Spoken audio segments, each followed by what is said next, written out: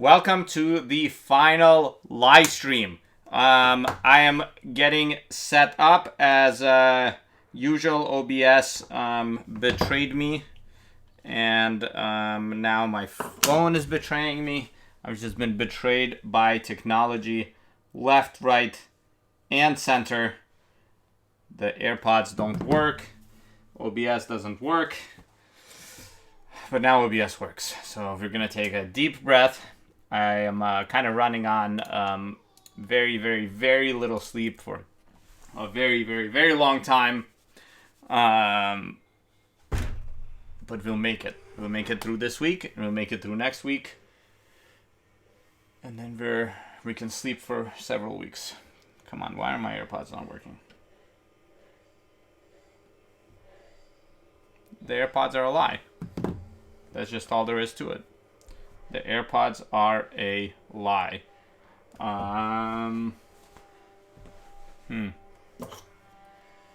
What if I put them back in here?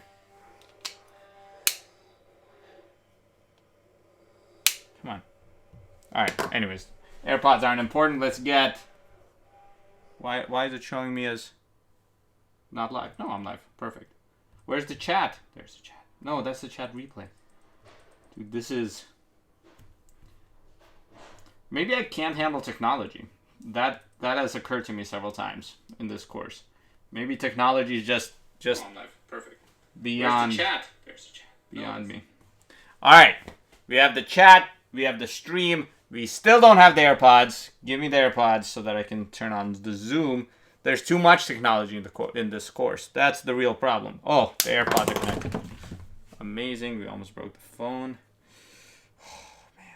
Good times.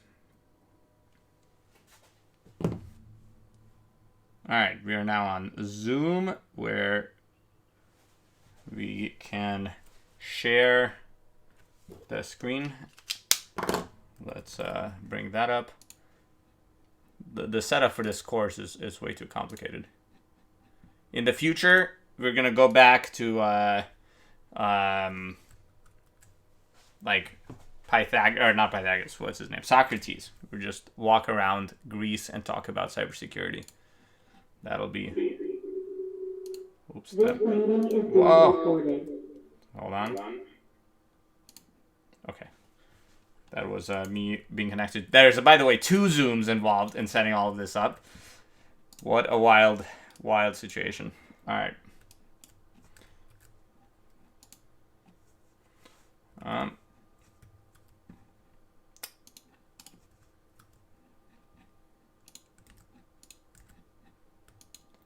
Let's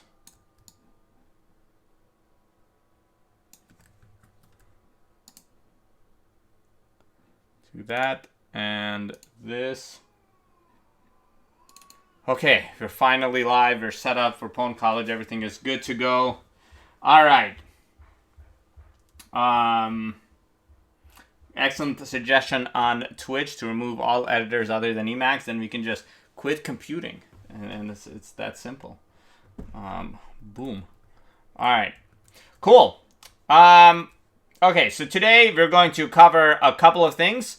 We'll start, as always, with the state of the course. And then we will roll on from there. Let's roll. Okay. This is week 14. We've made it. I think it's week 14. I don't actually know. I kept incrementing numbers. I might have forgotten sometimes. But the slide says week 14, so we'll go with that. We made it to the end of the semester. This is super exciting to me and to you, hopefully. Let's dive into the meme review. But first, don't forget about teaching evaluations. Super important. If you don't evaluate the teachers, then the teachers don't get tenure. They have to leave ASU and wander around Greece teaching in the old Socratic method. Anyways, oh, never mind. We have a report that they closed on the 27th.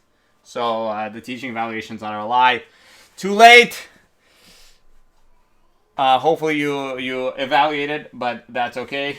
GG indeed. That being said, I will send out, after the course is all done, a Google form evaluation to get some extra feedback from you about specific parts of the course. For example, how many hours did you spend on Baby Rop? How many hours did you spend on Baby Heap? To try to balance things out and make things better. All right. Then the meme highlight. Oh, is that my frappe? 1 second. Oh, thank you. Great news, everybody. We have our frappe to try to survive on something. All right. That's a good frappe. So, meme highlight. We had some good memes, and then there's more that flowed in the last 15 minutes. I think we'll either have to do a live edition or do a mini meme highlight on the last office hours. So I'll hold one more office hours next week, of course, to help people going through the everything, trying to catch up and all of this stuff. All right. Oh, brilliant. Check this out. Quiet. It's using crushed ice instead of full ice. That's very interesting.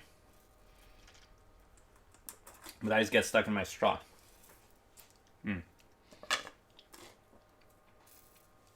Yes, that's interesting. All right. To the memes. We have, oh my god, some of this text is unreadable. I'm sorry about that. There's obvious hype about the blue belts, and there should be. The blue belts are awesome, and I've been talking a big game about how we're gonna have blue belts. I was getting ready to just pay for them out of my pocket, but we have funding secured.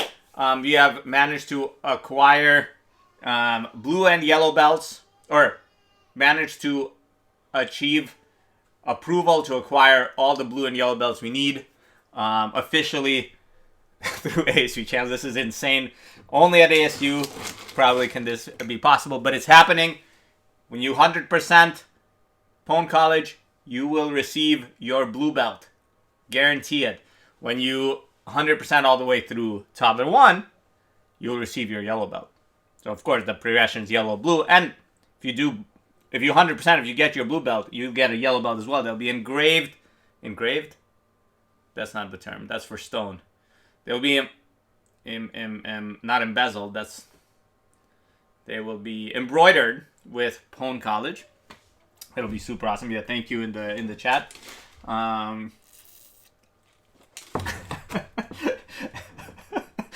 Exactly. Next year, on the tuition, you'll see a $45 charge for belts.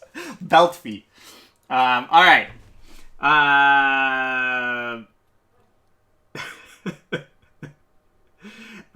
Yeah, it would be awesome if Elon Musk funded our belts. If anyone knows Elon Musk and he wants to fund belts, let him know. All right. So, that's the super exciting thing about the belts. It's gonna be awesome. This is actually a combo meme. I combined these two memes. I'm like the meme Frankenstein, and this is Frankenstein's meme. This was one meme. Incredible. I love the belt on the forehead. This is another meme, and this is very, very careful, well done Photoshop work there. The holding. All right. Of course, you once again are faced with toddlers, and toddlers are a lot. Also, it was Thanksgiving weekend. I understand a lot of people didn't have time to dive in, but these challenges are definitely probably the hardest challenges that you will face. There are a couple of very call out challenges, I think, that are just very applicable and also difficult. The toddlers, they're kind of good constant level of difficulty. Of course, as you noticed, we haven't released more toddlers yet, but we will now, or not now, but like during this lecture. We're going to release toddler to level 9, 10, and 11. And those are going to be end-to-end exploits all the way from user space through a sandbox into kernel space and out of the sandbox. It's going to be incredible. It took some time to get that infrastructure support solid. We haven't had that before in prior years. This year, we will. It'll be incredible. All right. So, these little ices, they make it difficult to drink. All right, I really shouldn't string these memes so much. This is a lesson learned for next year. I'll split the meme review into multiple pages. I'm proud to report that while we have not ever managed to destroy the Zoom doorbell in the entire semester, we managed to accidentally... Well, Zoom just isn't the optimal platform for teaching, so everyone, I think, has migrated to Switch, and it's good stuff. All right. Okay. There is a question on Twitch that I want to acknowledge, and we'll get to. Will releasing more challenges lower our grades, or is it all extra credit? We'll get to that. Don't panic. We're reasonable people. Everyone fails. No, I'm just kidding. All right.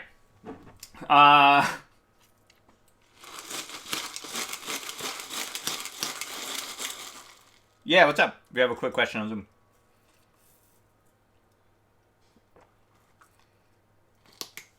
Yeah, we'll go through a fuzzing example. Don't worry. We'll get there. All right. So, cool. All right. I think this meme referred to the kernel infrastructure. At least it spoke to me with the kernel infrastructure. Every time I hit Control-C and kill all of QEMU, it makes me very sad. Oh, I know what this is. This is me constantly killing IPython. Or deleting my IPython thing. Ah, okay. That was a boom. Brain moment. I see. Alright, this is a meme for Connor. Also, a meta meme. The meme and the response. This hard to swallow pill is Emacs isn't the real editor. You can't edit using an operating system, Connor. Crazy guy. Constantly Emacs this, Emacs that. For example, I will tell you that, you know, we use a lot of templating stuff to generate your challenges so that they're, you know, for the different variants we put in and so forth. And because of Emacs, the templates are like horrifically white spaced. Like they're just, you know, very weirdly white spaced because Emacs doesn't allow Connor to do it in a more sensical way. So things are a bit crazy. All right. Awesome. What else we got? Oh, this, you know, a meme is, this is where I was talking about the challenges needed some more time involved, and this also happened last week. You know, as we got to the end of the semester, all of the things that we pushed onto the back burner to focus on this class started high priority interrupting, and life has been a little crazy, but we're almost there. It'll be incredible. For example, you know, this sort of stuff happens when you have no time for anything reasonable. Awesome stuff. Now Connor is trying to convince people that tabs are wrong. Tabs are right. Anyways. Crazy stuff. Okay. Ctf report. We had one person that played Ctf last weekend. That's okay. It happens. That's Thanksgiving weekend. I understand, even if it hurts me. Oops. This means that I haven't actually checked if this one student has played every Ctf, but it is it's possible. So we might have one person who played every CTF, but we have several people that have played all but one for sure. Next weekend, there are several CTFs, many CTFs to choose from. There are a couple, two that I recognize. One is Def Camp CTF. It's a long-running competition that has intro, very hard, but also some less hard challenges. Perfect Blue CTF is a CTF by actually the team that just won HitCon CTF last weekend. They're putting on Perfect Blue CTF. You can give it a try. I'm sure it'll be very good. I don't know what the difficulty level will be. So keep that in mind.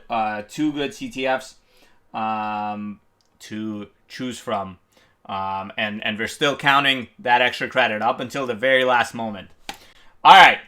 How is ASU doing versus the world? We have a new crown champion this week. Trishul, who has always been here, like tied for first place generally, has now boosted up into the very top of the scoreboard, followed by Neural, 0-1, Shadow, Null Pointer, actually Zardes. I lost track of who that is in reality. Taurus Shulk. Those are top 7 is all ASU. And then we have our top worldwide students, Hollow Circuit and Shinj. And then Wodio and Freak Mod, Hacks, MK. So these are trying to find no one new from last week yet. Zero, MSM, Root, Janitor Jeff. Janitor Jeff was was 4th last week. I mean, these are all people super up there near the top. Narnix, Aaron, and Flynn. So the top 20 has remained shockingly stable in terms of the names that comprise it. You can see, if I move my camera, that top 12, whenever I took the screenshot, which was maybe an hour and a half ago, top 12 are have solved everything. I'm looking forward to them tackling the amazing levels that Connor's about to release.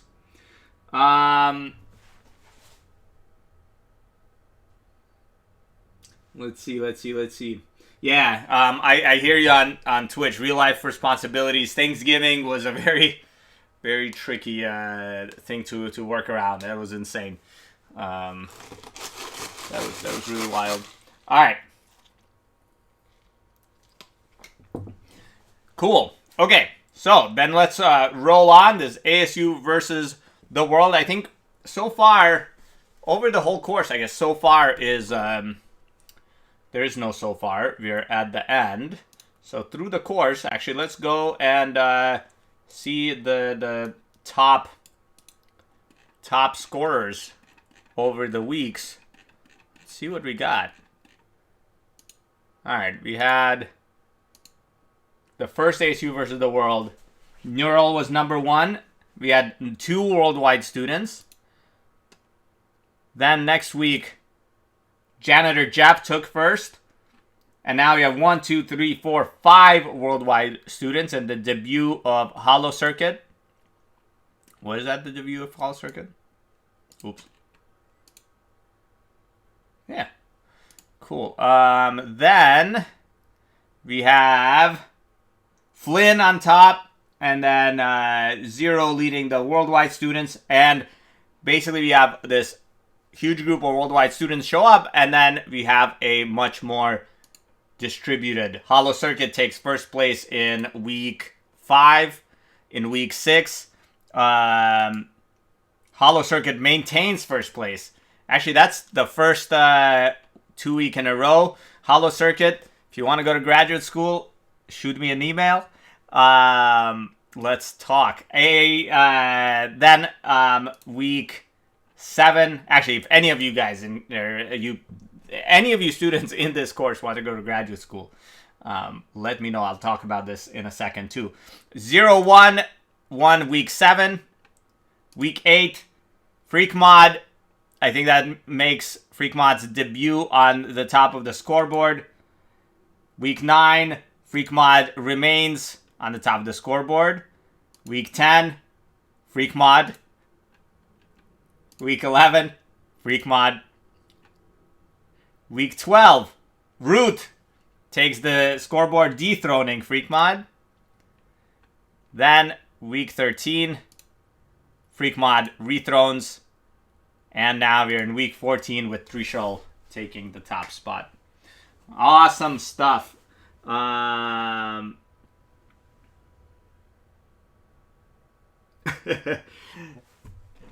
Everyone wants to play some Among Us. Maybe the real imposters are the friends we made along the way.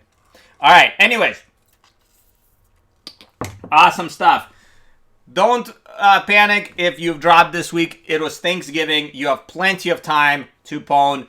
And again, the top 12 are all tied for first. The moment those new challenges drop, it's going to be a bloodbath. It's going to be awesome. Oh, someone tracked it down. Oh my gosh, cool. So you have Freak Mod's been top 5 times, Hollow Circuit twice, Neural once, Janner Jeff once, Flynn once, O1 once, Root once, and Trishul once. Amazing stuff. Onwards. All right. This might be the wrong week to show the stats of how people did on Toddler 2. Again, it was Thanksgiving, and I'm sure people had other things to worry about. But generally speaking, we had another massive drop. So this first massive drop is Toddler 1. Second massive drop is Toddler 2. And you can see the same in kind of the grade distribution. Basically, based on this graph, it looks like Toddler 2 is so far, if we had ended here, would be our second toughest module, basically. Cool. All right. So, moving on. Current grades. We started the course with 209 students. Of those, 118 are still registered, I think, because... Actually, let me refresh my ASU. I realized I didn't refresh it the last couple of days. Loading. Fingers crossed. Oh, it's showing me spring now. 0. 118 still registered. Awesome. 21 have solved any Toddler 2. Obviously, that's down lots from last week, where we didn't lose any students in Baby Race that had solved Baby Kernel. But it's Thanksgiving, and I hope to see you all pushing right back in right after that. All right. Obviously, we failed to release the second half of Toddler 2 on Friday, as originally promised. On Friday, I think everyone was in a food coma. So we're releasing the second part of Toddler 2 today. It's been just kind of constant, never-ending insanity. Connor can talk a lot about how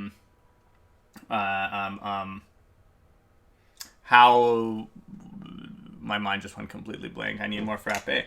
The crazy things we had to do to get infrastructure support later, but right now we're basically ready to launch. What this means, though, is when we launch extra challenges, it'll devalue your current Toddler 2 challenges, which will drop your grade. That's not fair. To compensate, we are widening the curve. So the A range is widening by 3%, which is exactly the impact of the new challenges on your grade. So your letter grade should remain the same after we launch these challenges with the new curve. This means that we have gone so far into this sort of chart, right? This is this isn't last week's. This is uncurved. This is curved. Let's take a quick look at last week's. and then a look at this week's, and then we'll see that things have shifted. So we've seen people fall out of A+ to A and out of A to B for the most part. And then B, C, and D, there's been some movement. Before we had 32 Bs, 30 Cs, and 4 Ds. And we are going on to 38 Bs, 36 Cs, and 6 Ds. This is with the new curve, but before the new toddler challenges have been released. Please tackle the toddler challenges. They're still worth quite a lot, and they will, or they're still worth full credit up until the 13th of December, and you can push right back in there. Okay. Yeah, and so there's discussion on Twitch that Toddler 2, a lot of people haven't started it yet, but again, because we are about to devalue Toddler 2 by basically a third by releasing a third more challenges, we are adjusting the curve to be fair to you. All right, let's see.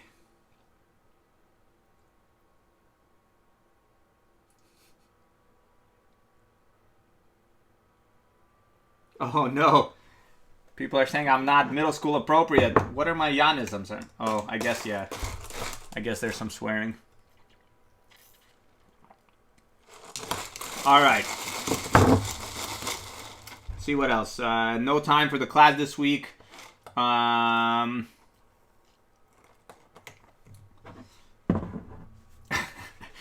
cold-hearted with assigning the work, but very warm-hearted with the grading. That's awesome.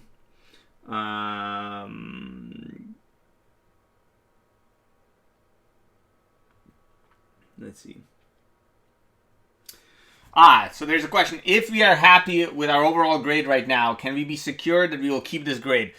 After tonight, yes. If you have done any toddler challenges, your grade will drop slightly, the percentage points when we release the new ones, because the old ones will devalue a little bit. All the grading is per module, right? And within the module, it's all normalized to 1. If you have some buffer, or if you check tonight, then and you're happy with that, yes, that's all. Everything from here on out is just pushing your grade further. This curve is the final curve, so don't worry.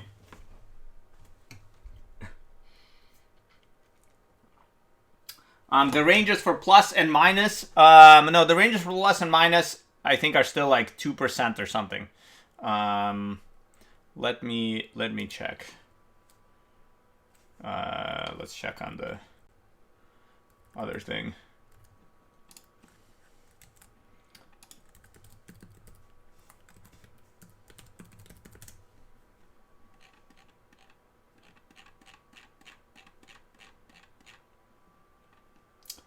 Yeah, 2% on either side is pluses and minuses.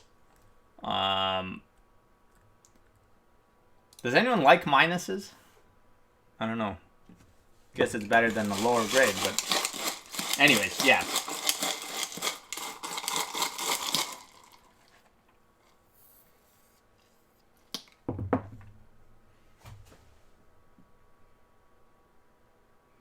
Cool. All right.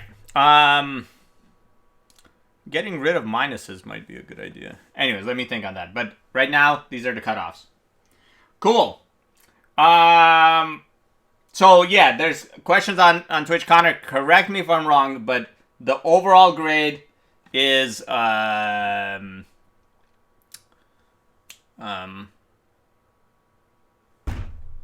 is their overall grade, right? Once they have their overall grade, if they're happy with that, then that's good. Awesome. And we have, I think, most of the extra credit in already. But, yeah. Okay. If you are not happy with your grade right now, what to do? One, the teaching challenges count toward your grade. I'm going to keep, well, I guess I'm not going to keep saying this, but I've been saying this for a couple of weeks because I don't want anyone to think that they don't. They're very important. So do the teaching challenges. If you are in the position that you didn't realize they count toward your grade and you've done all the testing challenges but not the teaching challenges, email us and we'll fix it. Then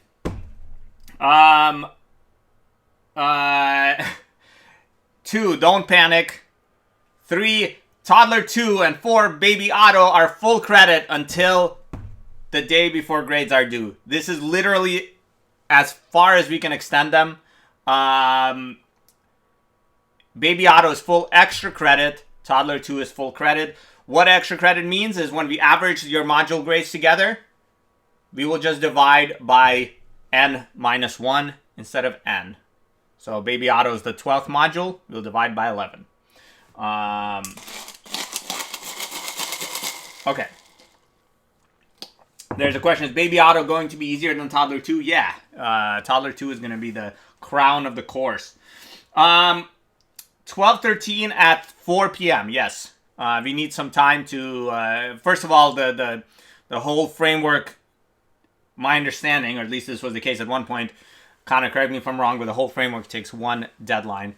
And time-wise, and that's 4 p.m. Okay. So... and then that'll give us the time to actually compute grades, to reach out to people. I need to reach out to one person that I think has misregistered in pwn.college, and so none of their grades are actually, or we don't have a mapping from their ASU ID to their grade. I'll email you. Make sure to respond to me ASAP. All right.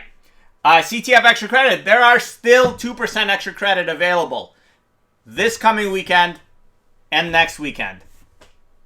For next weekend, you need to send us the write-up on Sunday. On Monday, it'll be too late. All right, so that's 2 more percentage points on your final grade. Then the Y grade option. A Y grade means a C or better. It does not mean pass-fail. The grading system is Y, D, or E. Those are the grades you would get. So if you fail, you still get an E. If you get a C or better, you get a Y. This Y doesn't impact your GPA, so this helps. Let us know by email today to pwn.college@asu.edu.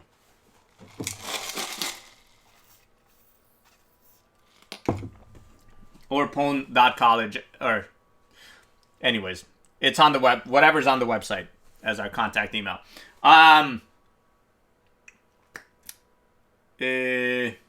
Yeah, so email us today. We're going to build a list of our, if you need to undo a Y grade choice, I saw that on the Twitch, email us today to undo it.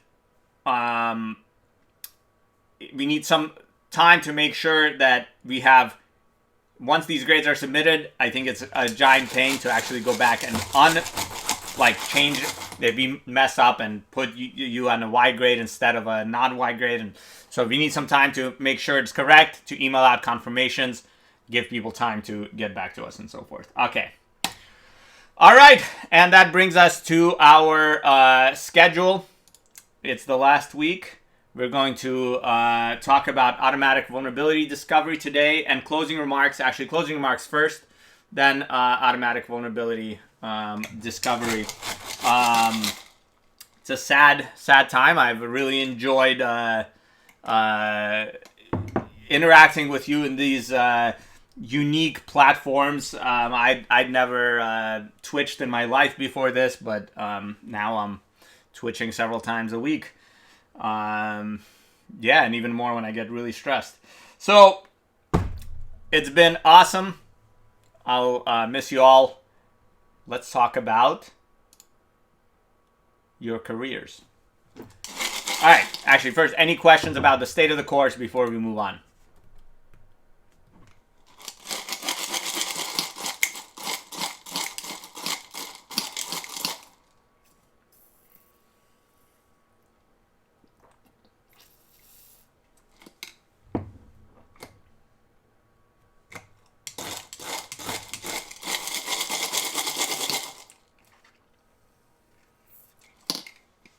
A lot of emotions in the Twitch. It's an emotional time. One thing I forgot to mention is I keep saying we're falling further and further behind. I slept for, I think actually in the end I slept for 3 hours, which was incredible. But I slept for 1 hour, then I had 2 meetings, then I slept for like another hour and a half.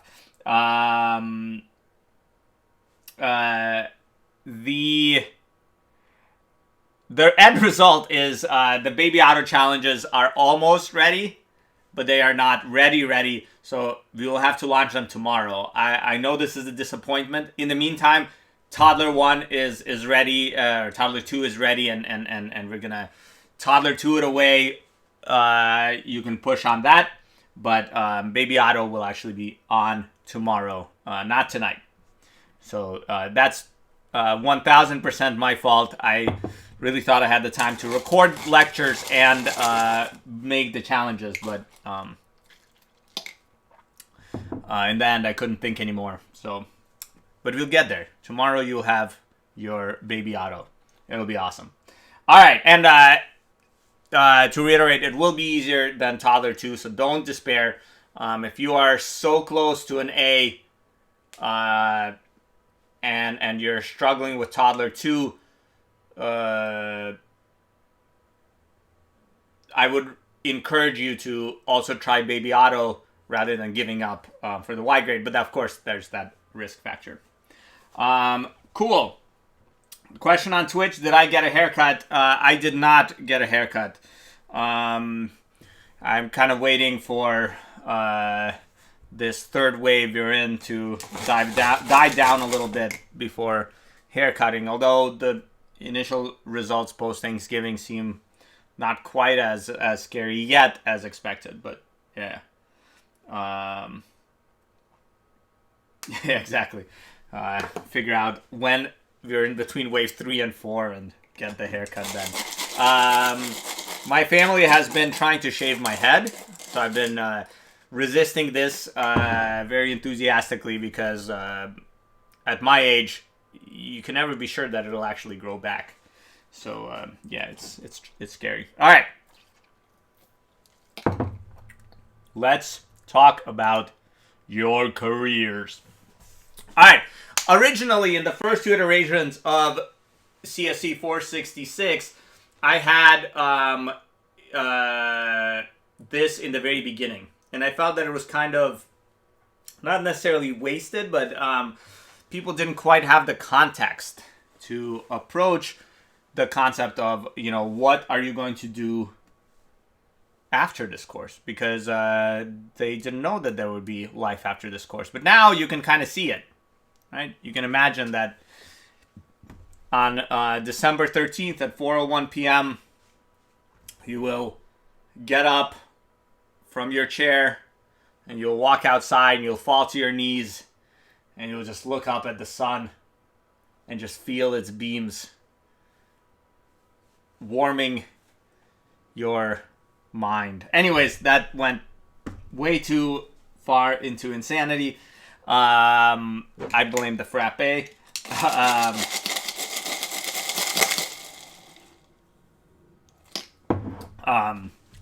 Exactly. Anyways, while praising the sun, you can think about next steps in your lives.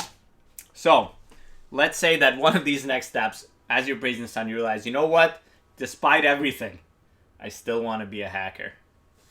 So what the hell do you do? All right.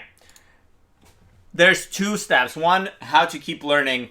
And 2, what to do after school, right? How to keep learning, you know my stance. CTF. Don't stop playing CTF. If you're one of the people that has been playing CTF every weekend or most weekends, that's incredible. Stay with it. If you are not, and you want to get good, now you have a background. I mean, saying a solid background is a little maybe self-congratulating, but you definitely have a background in binary exploitation, binary reverse engineering, and this area of system security. You can start approaching CTF challenges and war games. You have it in you now. You are either blue belts or on your way to blue belts.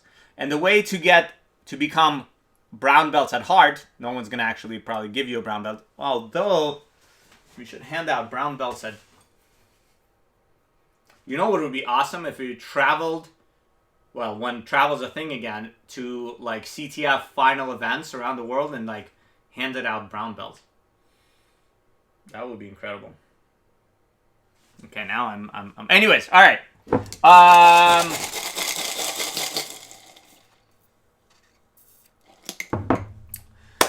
Okay, so CTF. This is the best way to pro up, bar none. You can read 1 million books. You can, I don't know, eat a computer. But anyways, but the best way to pro up is continuously play CTFs. If you play every weekend, then very soon you will be a top hacker of the world. And if you don't believe me, ask PPP. On our podcast, Ctf Radio, we interviewed the one of the top hacking teams. Ooh, the finale's up. Awesome. Interviewed one of the top hacking teams in the world about their history, the Plaid Parliament of Pwning. They have won DEF CON, I think, 5 times now. The Olympian, they're 5-time hacking Olympians. And basically, we talked to them about, you know, how. And their secret is play CTF. Play it. Done. Every CTF. All right. So, yeah, to answer a question on Twitch, the episode numbers are in hex. Absolutely. All right. So, we have number 1, play CTF. What the hell just happened? I think Chromium just sec faulted. No. Oh, I clicked the link. Lol. Okay. Cool.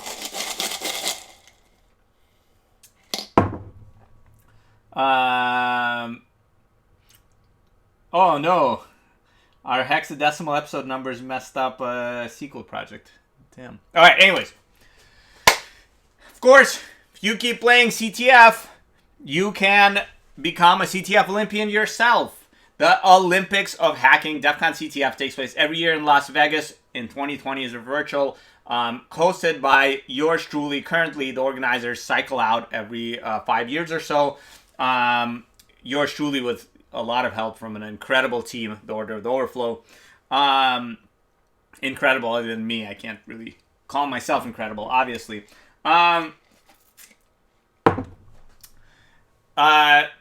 It's hard to qualify. You have to win or do really well in qualifying events. Last year, 16 teams out of the world's huge amount of teams of hackers. If you play CTF this semester, you know just how many teams show up on that scoreboard. 16 teams qualified, virtually went to Vegas this year for 3 days of nonstop hacking insanity.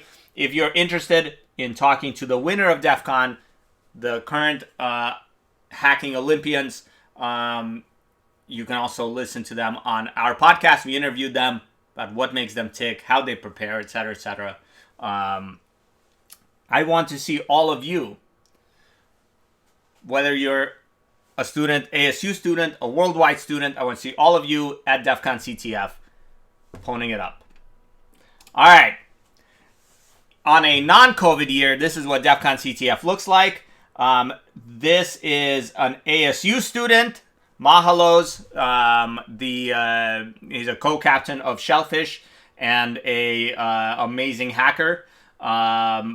You too can be in this picture. Maybe you have been in this picture.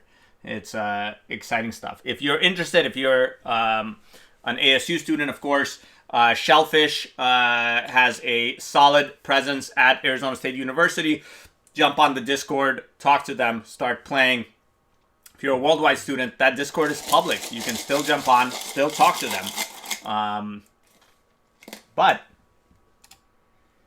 I'll talk more about that later. Actually, I thought slides were slightly differently ordered. All right. So let's say you have now you continue playing CTF. You have pro'd up. You feel that, okay, now I know what I'm doing. I can tackle real software. One way to do that is through bug bounty programs, right? And this can be a way to also continue to learn while working in the real world. It turns out that companies will pay you money if you find flaws in their software, services, networks, etc. Some companies that have these programs. So make sure, check out this list of bug bounty programs. There's a lot of companies on here, a lot of real deal, serious business companies. You know, Google, Facebook, et cetera, et cetera, et cetera. You can, try to get some Bitcoins out of Coinbase. And if you succeed, you can disclose that to them and they will give you rewards. Usually those rewards are money. This money can be significant. If you find a serious like end-to-end jailbreak in an iPhone, you submit that to Apple. I think their top awards, this number keeps changing, and honestly I don't look it up every year to update it, but at some point that award level was over 1 million, right? It's quite a good haul for basically hacking. Make sure to read the rules of these programs, and make sure that you get permission. In the beginning of the course, we talked about ethics. Never hack something you don't have permission to hack. All right, but these bug bounty programs explicitly give you permissions to hack them. Usually, sometimes in limited ways, and make sure to follow the rules. But then it's a good way to practice up. I know I have friends that, for example, through the bug bounty of United Airlines, earned millions and millions of airline miles and are like flying, well, not now, but were up until the pandemic, flying business class everywhere with their crazy winnings for finding web vulnerabilities in United Airlines systems. All right. So let's say you found a bug. Hopefully you were working in a bug bounty program. But either way, please do not start exploiting bugs in the wild. It's a good way to get you in trouble. It's also a good way to get me in trouble if the story becomes ASU professor teaches students to break into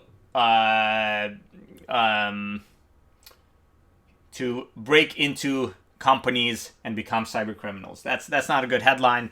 I would, in a way, I'd be proud of your skills, but I would be disappointed in your ethical sense.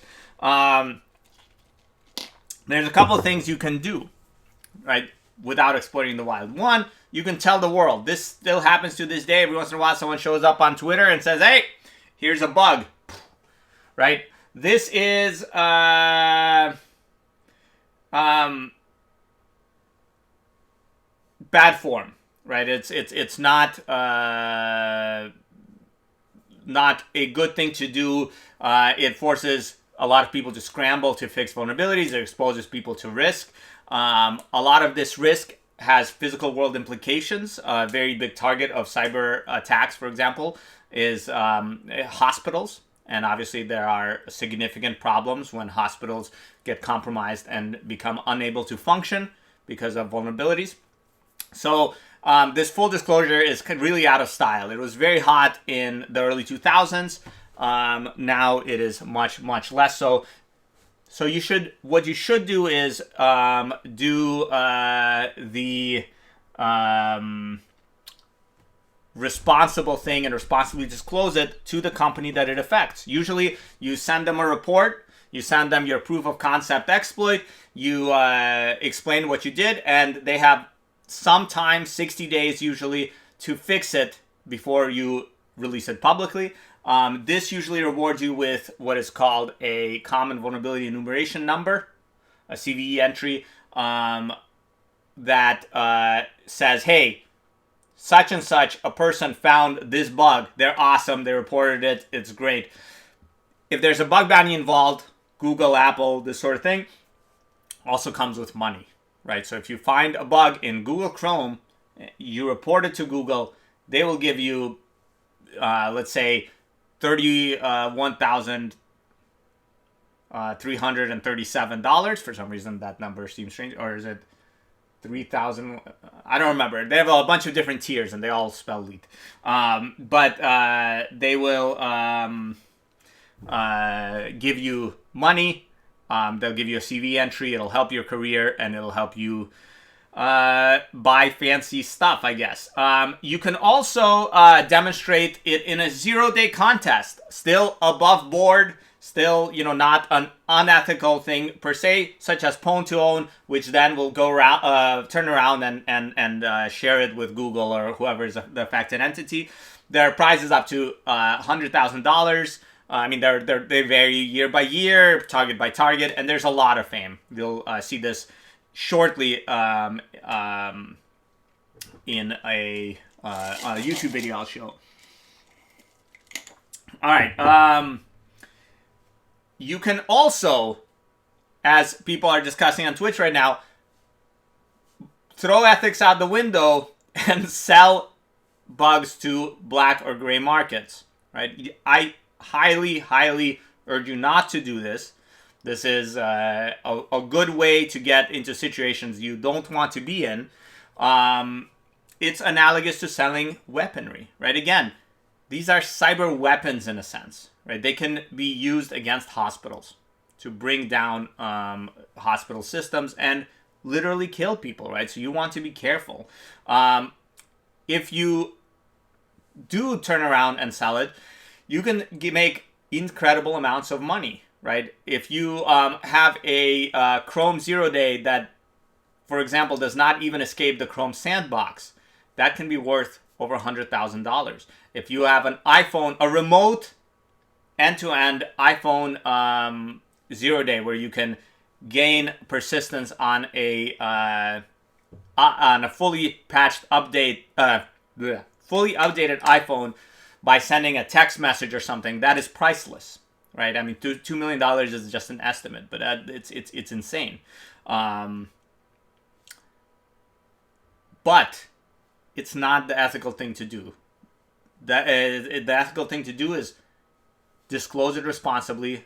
Apple will award you with a little less, but without the guilt and the ethical problems. Awesome. All right. We have a quick question on Zoom. What's up? Yeah, so the question was, what is the gray market? So the black market is more self-explanatory. The gray market, what is it? It's a lot of things. It's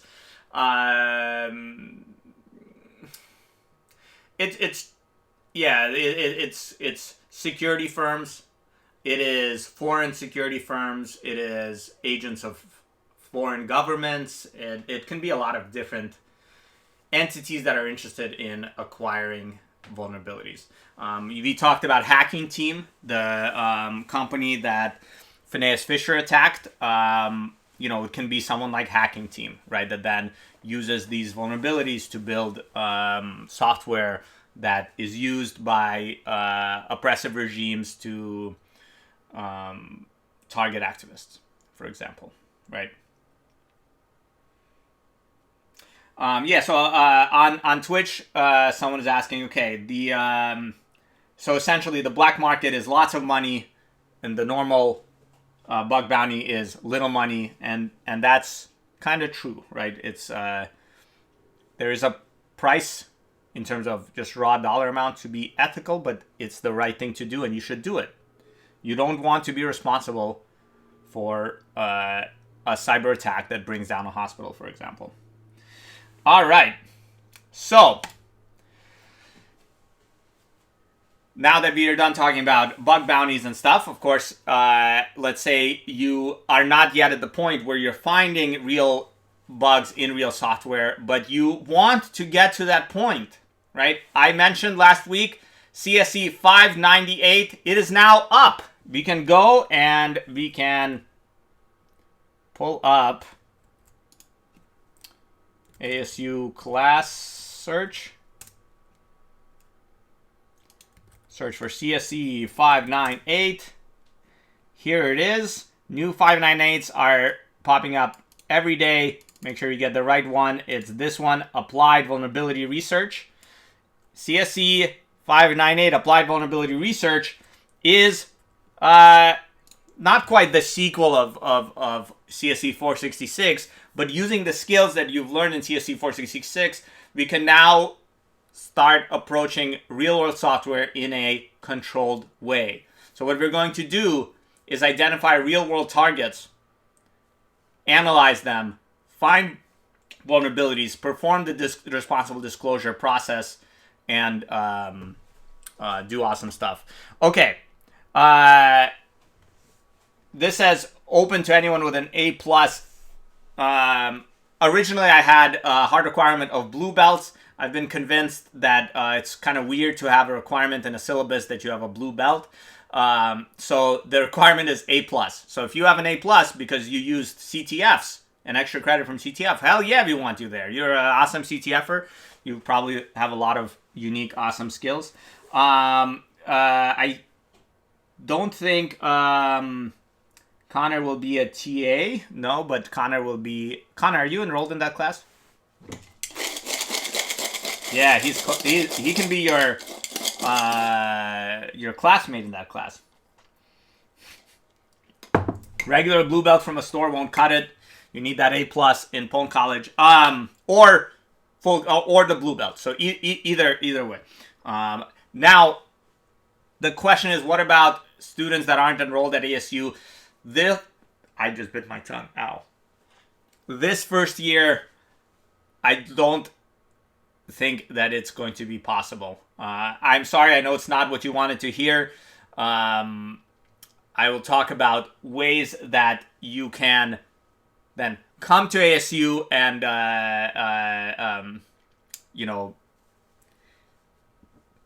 get into this class with us and everything in the future. But this course is not going to fly in terms of just kind of approval globally, unfortunately.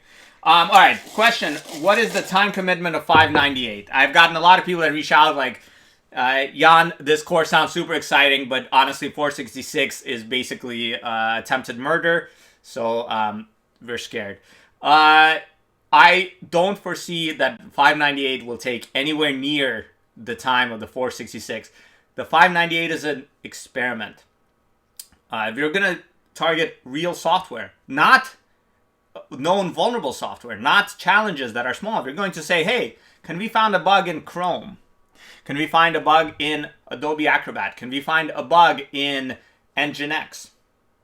MySQL, this sort of stuff, right? We're going to build custom tools, usually custom fuzzers, to find these bugs and then look into how exploitable they are and so forth. Basically, I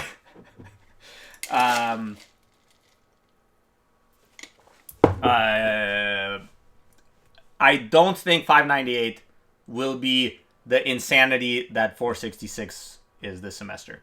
I think 598 will be much more reasonable. 598 is not going to destroy anyone's GPA because there is a risk with 598 that there are no vulnerabilities, right? So we might start in on the whatever. We want to find a bug in Chrome, and it turns out that every single bug in Chrome has already been found.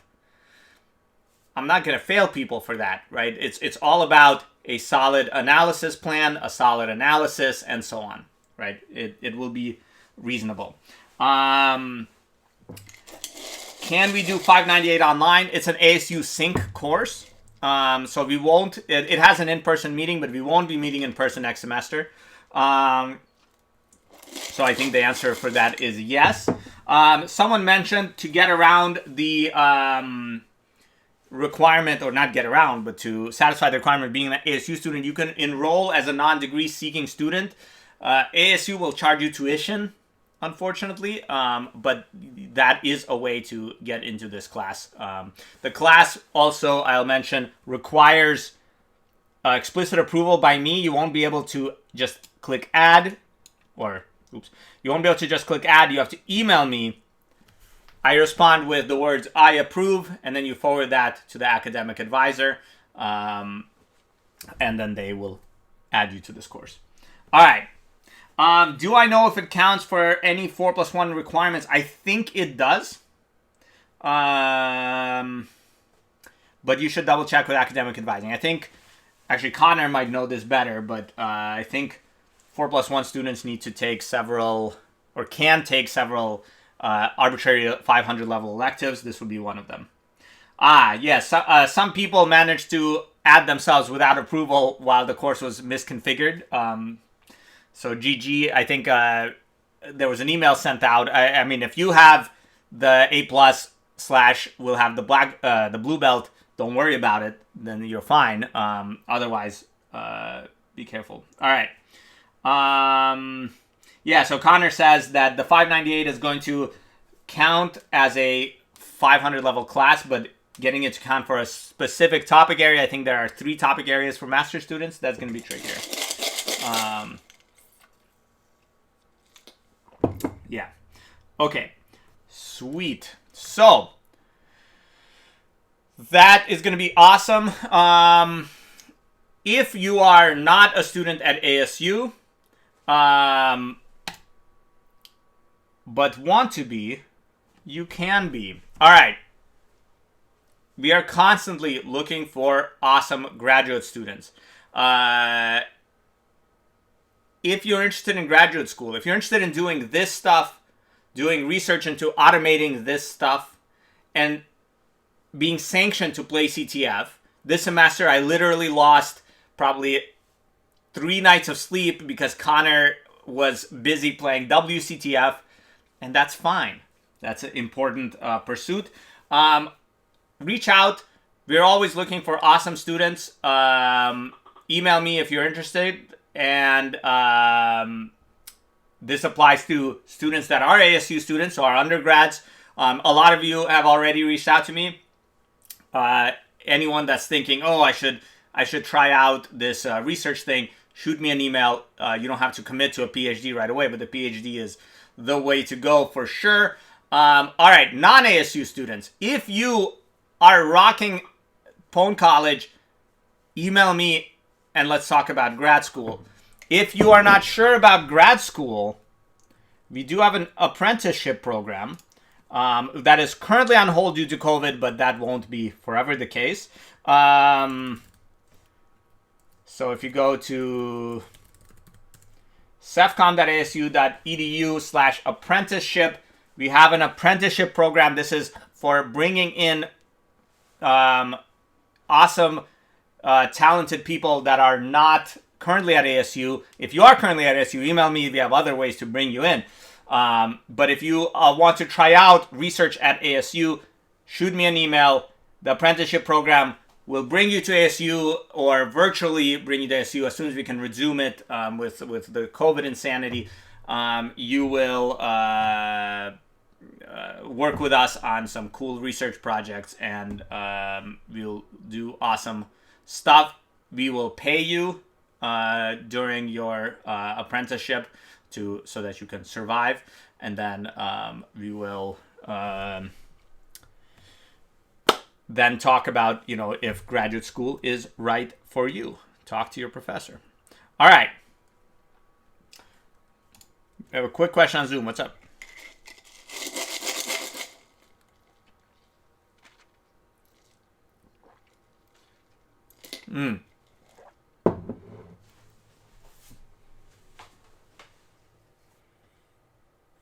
So the question on Zoom was, will 466 material be relevant to quantum computing? Not in the... well, 466 didn't just teach you about binary pwning. Taught you a lot about learning, hopefully. Taught you about Googling by forcing you to do it. Taught you about figuring stuff out. That will continue to apply. Heap metadata corruption does not apply to quantum computing in its current form.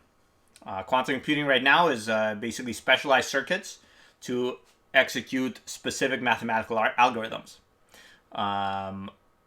There's no memory corruption there, but there could be in the future, as quantum computing advances. So it's a little early to be able to speculate confidently. All right. Let's see. Moving on. All right.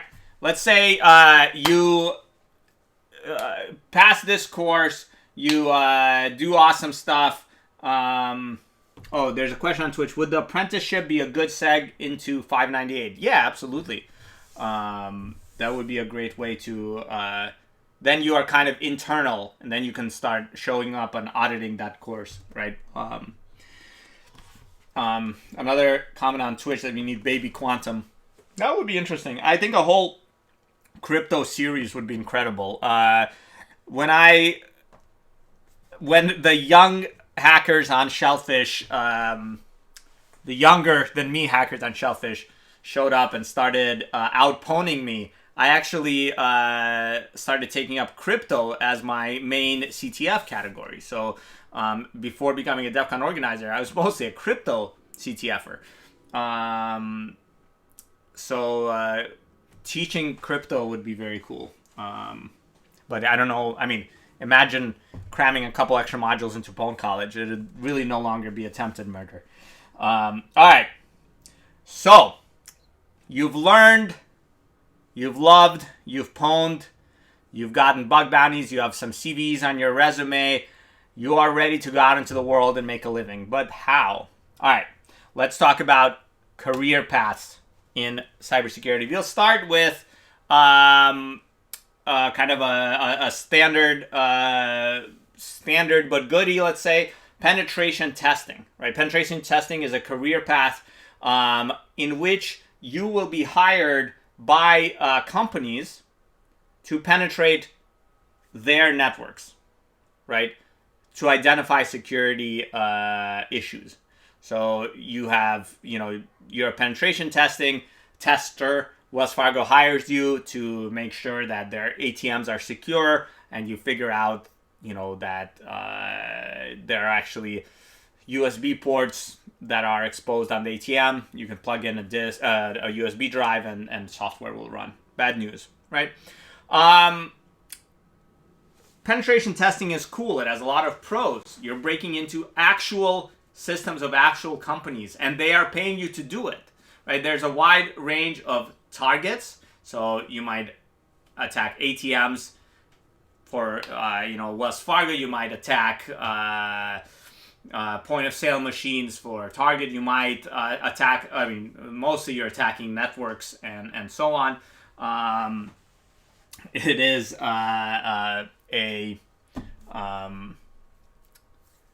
quite a lot of potential things that you can do. The con is that realistically, on the scale of corporate security, huge amounts of actual security issues are really like, we forgot to patch this system, right? Or we didn't disable booting off of USB drives. So if you reboot our point of sale system with a USB drive plugged in, we're fucked. And these sort of things, right? I've never been a penetration tester, disclosure, but anecdotally, from my friends who have been, it can get boring seeing the same silly issues, right? You also spend a lot of time writing reports for your non-technical clients and talking to them about this. Depending on your exact job position, the exact makeup of the penetration team, this could be boring if that is part of your job, or frustrating. And there's the time pressure. You're hired to do this penetration test in 1 week or something, right? The tooling of a penetration tester is mostly scanning and kind of network analysis. I forgot to add like Wireshark and stuff to here. And the use of existing exploits for existing vulnerabilities, right? Not exclusively, but more predominantly than other careers in security. An example of a local employer that does penetration testing is Bishop Fox. They're headquartered in Arizona. I think they are the biggest penetration testing company. So if this is something that interests you, this is a definite This is a definite potential contact. Another option is an in-house security engineer. So large companies actually maintain teams of hackers that keep them secure, whether it's making sure their software is secure, making sure their services is secure. An example is Google security team and like Microsoft security team. But any sufficiently large company will have a security team. I worked for Wells Fargo doing internal security like this. The pro to this is it's a stable gig, right? And if things get weird with security, if you realize that I'm no longer going to be a hacker, it's easy to internally escape into other parts of the company. That can be a pro, that can be a con as well. It's much easier to get a raise when you move between companies, actually. But, take that as you will.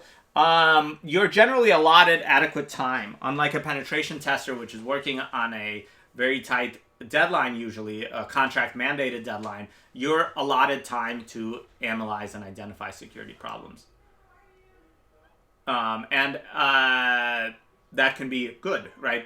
The con is that there's a lower variety of targets. You're kind of stuck on, doing security for the company that you're doing security for and their systems. When I was doing this, I was staring at the same, basically 5 or 6 pieces of technology for years, and it can be at times a little not fun. Another con is that you are in the structure of a large company. Usually, large companies maintain their own in-house engineering, security engineering groups. And these internal politics can get kind of crazy. So I think I had in 4 years, 5 or 6 managers or something, and it kind of can be wild.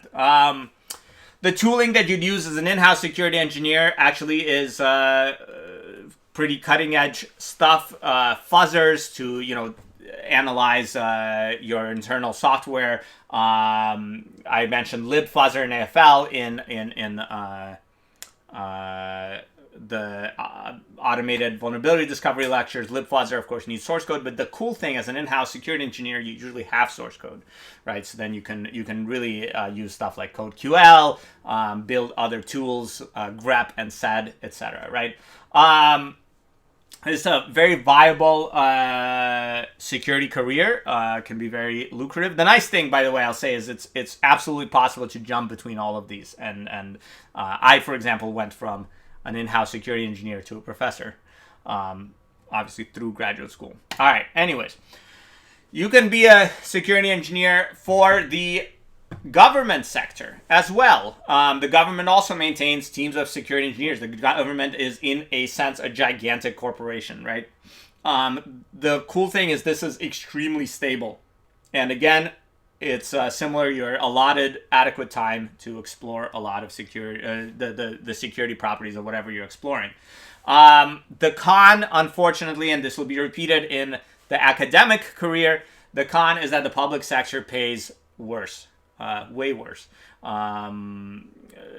So, as a professor, for example, I am, giving up quite a lot of salary potential for quite a lot of freedom. Another con is, of course, clearance requirements. So, if you work for, the NSA, you will need security clearance. And then you might not be able to speak at conferences about the work you're doing, or it might be even harder than if you were working at a company, and so on. So this is all a weighted decision that you have to take. The tooling is very similar to the in-house or the corporate security engineers. It's a lot of what you're used to, plus you usually have source code access. Sometimes you actually don't. I should have added IDA and Binary Ninja and them to this list. Then next up is an interesting twist on an in-house security engineer is a vulnerability researcher. So there are companies that work either for clients or for themselves to identify vulnerabilities in third-party software, completely unrelated. So literally, you show up to work and you are working for Google Project Zero. That is one example of these companies, not a local example though. So Google has a team called Project Zero, and their mission is like hack the planet, or really change security, find cool techniques to find bugs, and they'll find bugs in iOS. Even though Apple is not paying Google, actually, you know, they might not even want this to happen, but they find bugs in iOS, disclose them to Apple. They'll find bugs in, you know, McAfee antivirus, and they disclose it to McAfee. No, they'll disclose it to McAfee, the company, not the person, and so on, right? And then they'll blog about it after the responsible disclosure process has completed.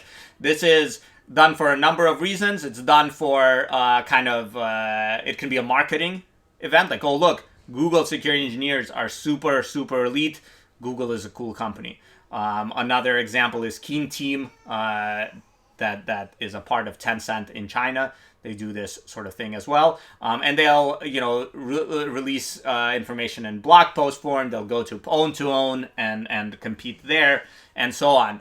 These are kind of cybersecurity rock bands. You're working in a team of talented people, and it's very cool. And there's a lot of targets to explore. You're not limited by the targets inside your company. You're not even limited by the targets of your clients. It's very cool. The con, there's a lot of pressure. Similar to a rock band, you need to perform. You need to showcase that you're doing awesome stuff. There's potential for drama. If Google suddenly drops if Google gives Apple 60 days to fix a bug, Apple can't quite make it, Google drops the bug on the open internet, which has happened. Actually, it happened like a couple months ago. Then suddenly there's a lot of drama between Apple, Google, and then Apple employees and Google employees, and it's tricky. And then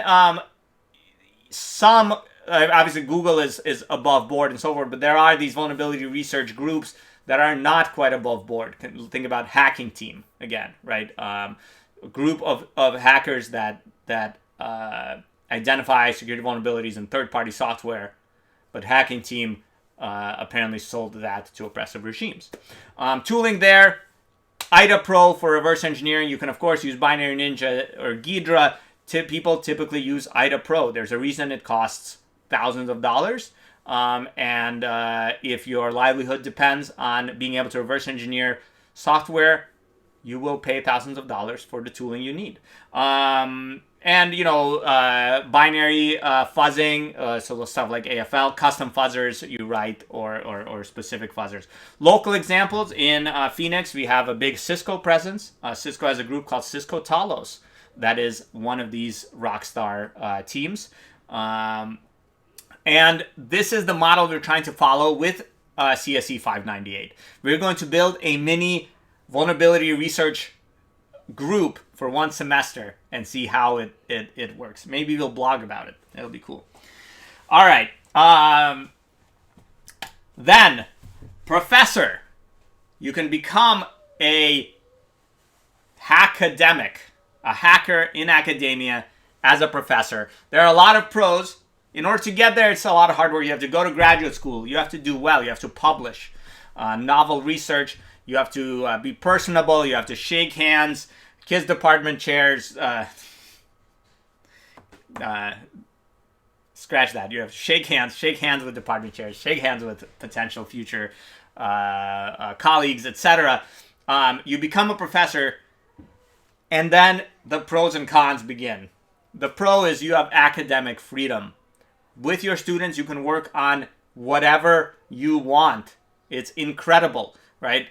You can say, I want, and I have said, I want to explore whether or not you can use an electronic olfactory sensor, an electronic nose, to uniquely identify different people as they walk by the sensor, right? So we did research in this. It's an insane idea.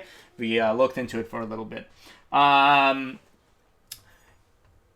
you get tenure, several years, 6 to 9, depending on the university, if you do well enough that they give you tenure, you are unfireable. So you can spend the rest of your life in a low pressure situation pursuing awesome cutting edge research. And you're always involved with cutting edge research because that's literally part of your job. You have to be on the cutting edge. Publish or perish is a scary thing that if you don't publish, you won't get tenure and you get fired. But on the other hand, it gets you in this mode of always being on the cutting edge. Even as a security engineer in industry, it's very easy to start falling behind. I experienced that firsthand. As a professor, at the very least, you're always involved in that research, even if it's the students that are actually leading it. And you're constantly around absolutely amazing people, like Connor, even though he likes Emacs. They're brilliant, motivated, and when they burn out, new people come in and take their place. But this is super awesome, and you get to teach them. This is very rewarding, right? I value the ability to hopefully teach you about cybersecurity and make you excited about cybersecurity. The other awesome pro is that there's a very, very strong legal umbrella in academia, right? We have explicit exemptions under the Digital Millennial Copyright Act to do research that non-researchers cannot. These exemptions also technically actually apply to any vulnerability researcher, but academics are very, there's a lot of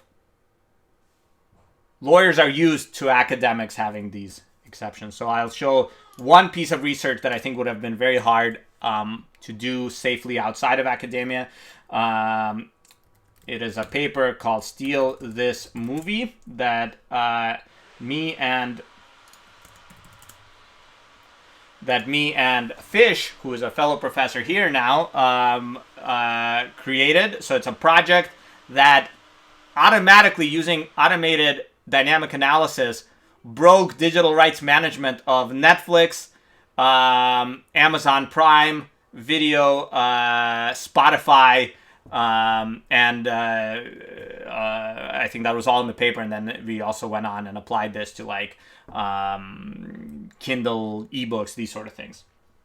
So if you're interested, we published this in 2013. Steal This Movie, automatically bypassing DRM protection media services. When we were talking to lawyers about this, we disclosed this to like Microsoft, who created Netflix's DRM, to Adobe and so forth. They said, well, you guys are exempt under the DMCA, so go for it. There's not much we can do. So that was definite bonus to being an academic. There's a legal umbrella. There's also an ethical umbrella. You have teams of people that you can actually say, hey, I want to do these experiments. Is this ethical? Right? And they can say, oh, actually, you are trying to replace someone's brain with a microchip. That's probably not a good idea. All right. Of course, the con, as I mentioned, the public sector pays worse. There's just no getting around that. The public sector pays worse. It's a bummer. And the bureaucracy can be daunting, right? And there's a lot of pressure. There's a lot of pressure to acquire funding. All these graduate students, they need to survive. They need to eat. That means we need to pay them. That means we need to acquire funding from the government or from the industry to do awesome research. And another con you can see in the tooling. There's no AFL in here. There's no IDA. It's not so common that I get to just sit down and spend a whole weekend in IDA Pro reversing a binary for a CTF. Most of my tooling is Google Slides to make presentations for funding agencies and for classes. In IPython, doing demos or using the tools that my students are working on, and in LaTeX, writing papers. But it is super fun. There are times when I get to dive into CTF. I have the bandwidth to host DEF CON, which is insane. There's quite a lot of technical work there. So it's all good stuff. Obviously, local examples. This is the kind of assistant professors of SEFCOM, the system security lab. Actually, Adam now has tenure. He's an associate professor. I should delete him. So, if you want roughly this kind of life, talk to us. But the next step is graduate school. Graduate school doesn't force you to have this kind of life. Actually, I should have also added industry research lab. It's a very similar thing, but in industry. I cannot believe I left that out. But you can have a very similar life in some sense to a professor, minus tenure, but with a lot of the same academic freedom, working for Microsoft Research, IBM Research, these sorts of giant research labs at giant companies that fund people to do academic work, and then then you really get that compensation, industry compensation. There are other drawbacks there, though. All right.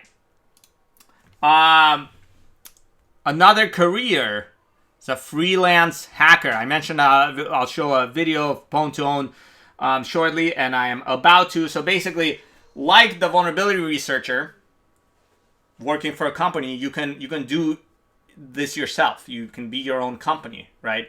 You can find bugs, get income from bug bounties. That's $1. Pwn.to style competitions, $2, and bug sales, $3. And of course, you have to be careful with the bug sales. Selling a bug to a let's say there are different shades of ethics there, but it can be very tricky. The pro is you're a cybersecurity rock star, not just a rock band. You are the rock star. And this can be extremely lucrative. So I know people that make very good living doing this. One of them is in this video. The con is there is no safety net. If you don't find the bug, you don't eat, right? And there's no legal umbrella. So there's no giant university bureaucracy to defend you legally if you land in hot water. And of course, the potential ethical concerns. And the tooling is binary reverse engineering, binary fuzzing, this sort of stuff. Also, of course, a lot of non-binary targets, but this class, we mostly focus on the binary world. Exactly. So an example of legal hot water is GeoHot being sued by Sony. So George Hotz in high school managed to jailbreak the PlayStation 3. I think it was back then. Yeah, it must have been the PlayStation 3. And Sony sued him. Then he released a rap video. But that, I don't think, really helped his lawsuit much. But anyways, it can be a giant pain in the ass. Yeah. So, yeah. All right. Let me show you a video of pwn.to. This was in Vancouver last year. So when you could still physically go to Vancouver. Now, of course, Vancouver is a ghost town. No, I'm just kidding. But and one of my good friends and teammates on Shellfish won, I think, best of show at pwn.to, or at least one at Tesla. So here we go. Let me forward to the right place. He is on a group along with member of another hack team, I think BPP actually, the team that I was hyping in for their podcast earlier. And they hacked the freaking Tesla. Here we go. Of Richard Zhu and Met Kama had quite the crowd as they entered the Tesla Model 3. After a few minutes of setup, they successfully demonstrated their research on the Model 3. Mott's in the back right there. Okay. They used the JIT-bag in the renderer to display the message and earn $35,000. Of course, since this is pwn.to, they also get the car. That's my friend there. It should come as no surprise to anyone that the fluoroacetate duo have been crowned Master of Pwn for 2019. In a tie for third place. Cool. So that's a true cybersecurity rock star. But again, that's high stakes. If that exploit had failed, they would not have gotten anything. Or, worst case scenario, right before the show, Tesla finds that bug and fixes it. Suddenly all that work goes down the drain. This happens a lot.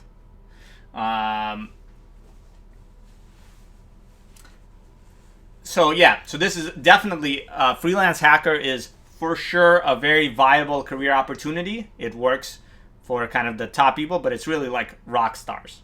It works for the rock stars, but it can be very cool. All right, let's catch up on Twitch. All right, we caught up on Twitch. Awesome. So, how do we? Oh, wait, are we done? Oh yeah, and that's it. No, go away. Okay, we're good. Cool. So, any questions about cybersecurity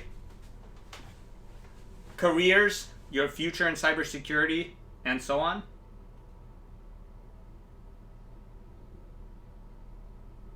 All right, so we had a question on Zoom. How does security in embedded systems work?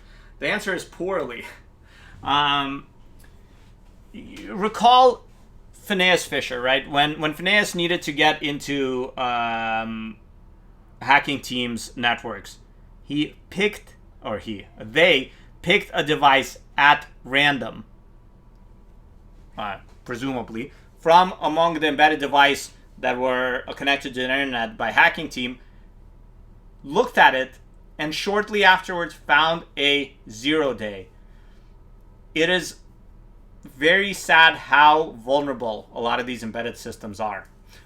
They are written in a hurry to get first to market, and they don't have a lot of the mitigations that we have come to expect in software now. You are used to bypassing ASLR, to leaking stack canaries, to dealing with a non-executable stack.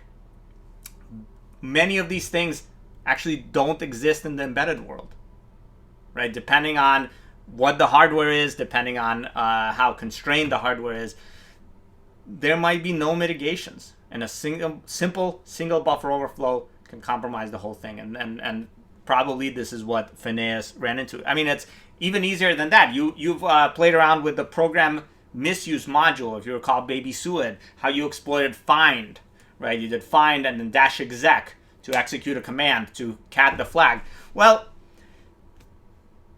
tons of, for example, router front-end interfaces where you use ping.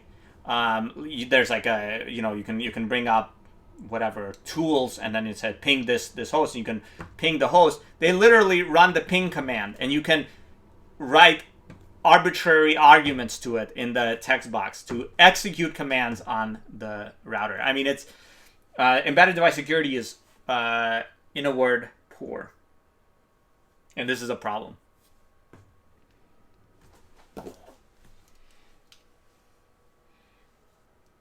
Any other questions about anything?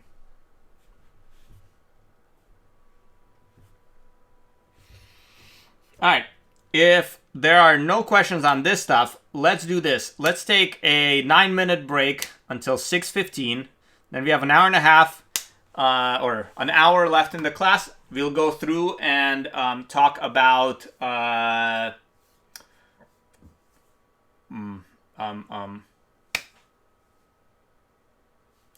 automatic vulnerability discovery. I'll show you how to fuzz, and we will go from there. Question is, will we get on Twitch? Will we get a pwn.college gaming stream over the break?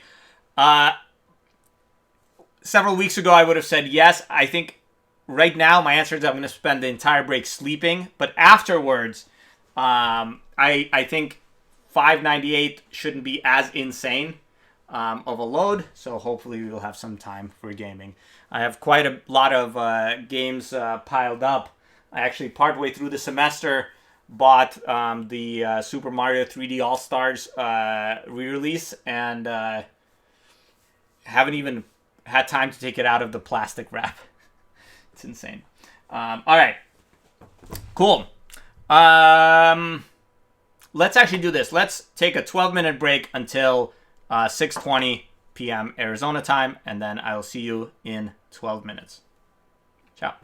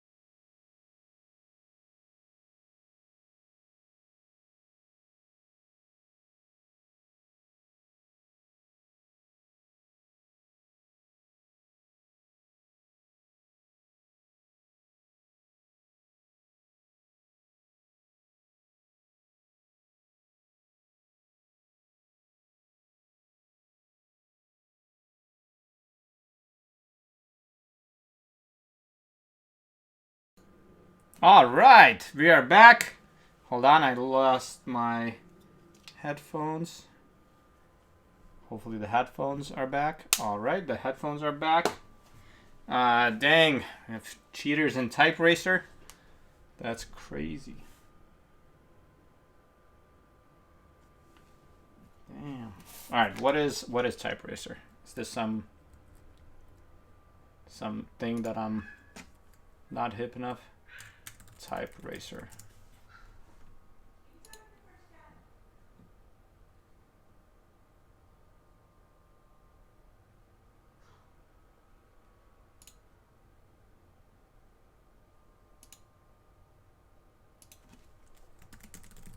Oops. Does this work in... there.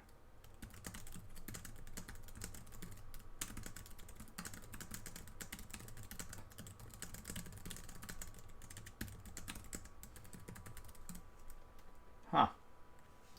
Cool. Dang, that's not very good. All right. Anyways, I'll have to race later. Okay. Oh wait, that didn't. Oh, never mind. That worked. Okay. Cool.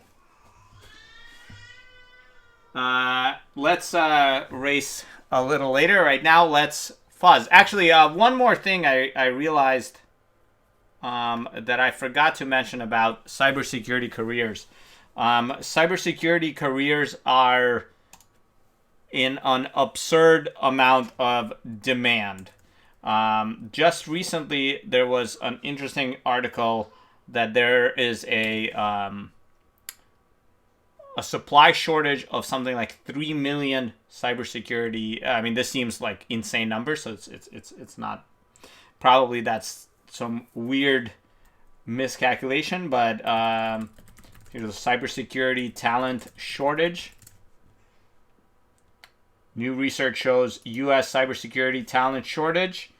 Here, cybersecurity demand is twice as high as supply. This means that it's a very good time to dive into cybersecurity as a career.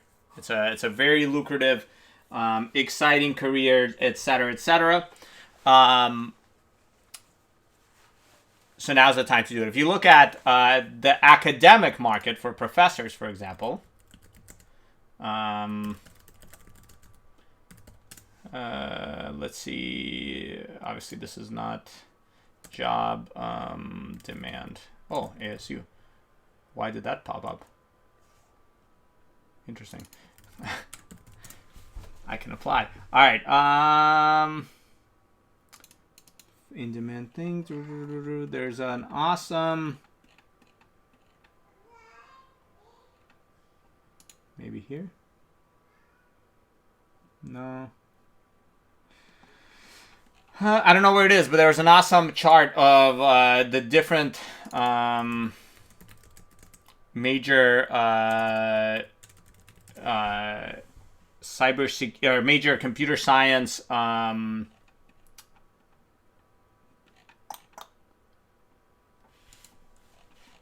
disciplines in academia. All right, I give up. And basically, if you want to be an academic in computer science, cybersecurity is actually position number 1 for most jobs. AI position number 2. So yeah, cybersecurity is critical. All right. There's a question on Twitch. If someone wants to be a software developer, maybe you don't want to be a hacker. So when I said, you still want to be a hacker? You said no. Was this class useful? My feeling, of course, probably I'm biased, is yes. Right? In this class, like I said, you didn't just learn how to exploit heap metadata corruption. You learned how to figure things out given partial information. You learned hopefully you learned very thoroughly how to Google technical problems. You learned how software works on an extremely deep level. Connor and I have been tossing around the idea that cybersecurity is actually the way that that computer science should be taught. Because in order to hack something, you first need to understand it to a level that is one level deeper than where it operates. To hack a program written in C, you need to understand assembly, right? To write a program in C, you don't need to understand assembly, right? So the depth of understanding that this course has forced you to develop, I have confidence will pay dividends throughout your entire career, hopefully. Or we just tortured you for no reason.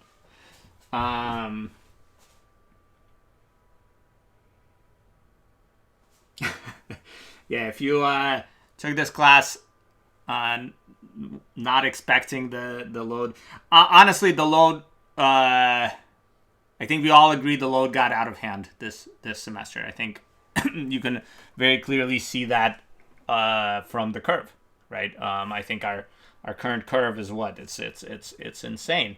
Or our final curve is to get an 82% is an A. That's a pretty significant curve. You can get a C with a 52% in the class. Some of the most useful courses I took in my undergrad were kind of crazy like that, with an insane curve at the end. RPI's programming language course back then was absurdly difficult. I think I got a 50 something and ended up with an A minus. It was insane. But yeah, so we're not quite there, but yeah, it's hopefully I look back on that programming language course, even though I am not a program analysis I am a program analysis researcher, but I'm not a programming languages researcher. I look back on that with quite a lot of fondness. Awesome. We have a report that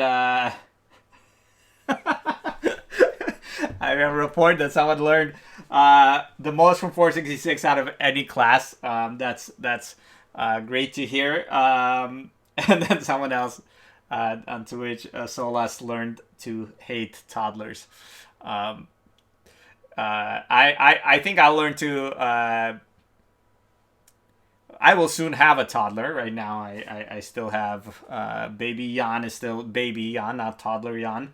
I think toddler Jan is going to be a bit of a menace, but we're quickly careening there. She disassembled her playpen yesterday. Like I walk out there and like the foam blocks are all over the place. It was interesting.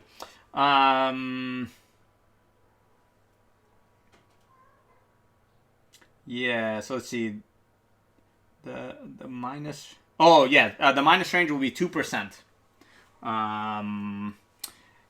Or we might eliminate it. Honestly, I haven't considered the elimination of minuses. But let's not count on that. Let's say for now, minus range is 2%. All right. What is your question on Zoom? 2 questions.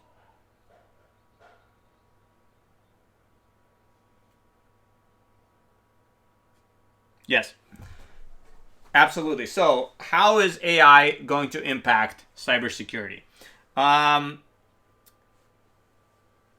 There are a lot of really interesting AI techniques that are making their way into cybersecurity. One such technique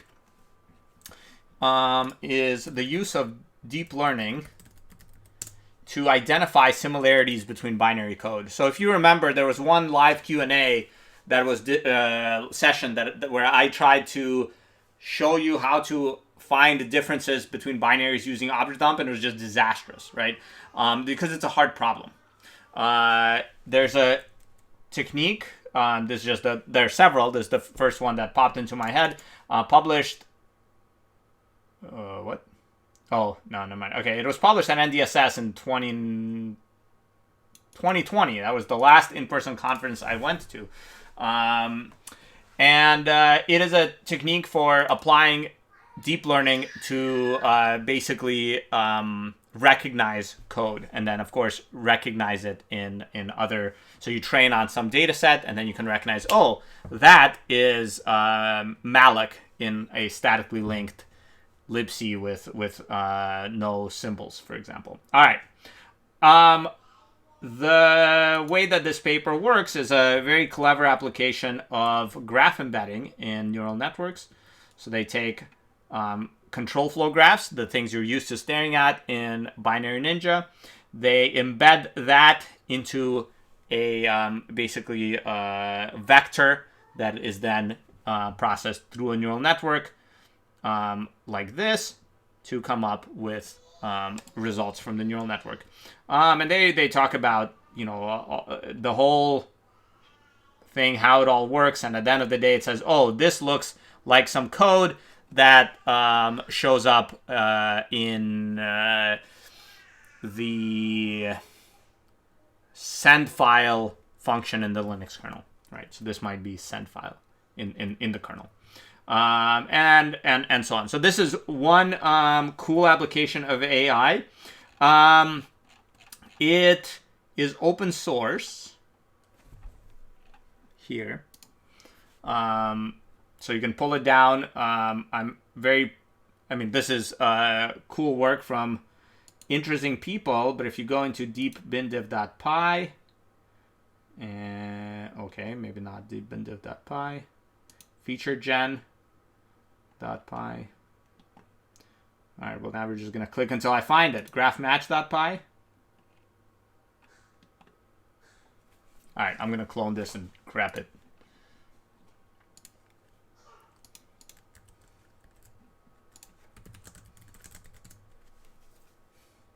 Whoa, that's surprisingly large repo. Let's catch up on Twitch while this is happening. Oh, a lot of discussion on different classes at ASU.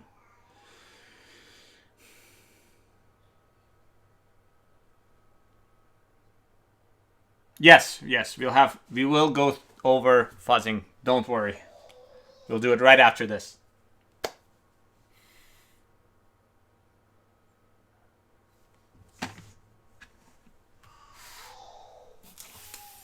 Okay. Cool. Let's boom. Awesome stuff. Oh, they also have it in the README, so I could have just searched. Oh yeah, requirements, Anger. So I talked about our binary analysis engine Anger in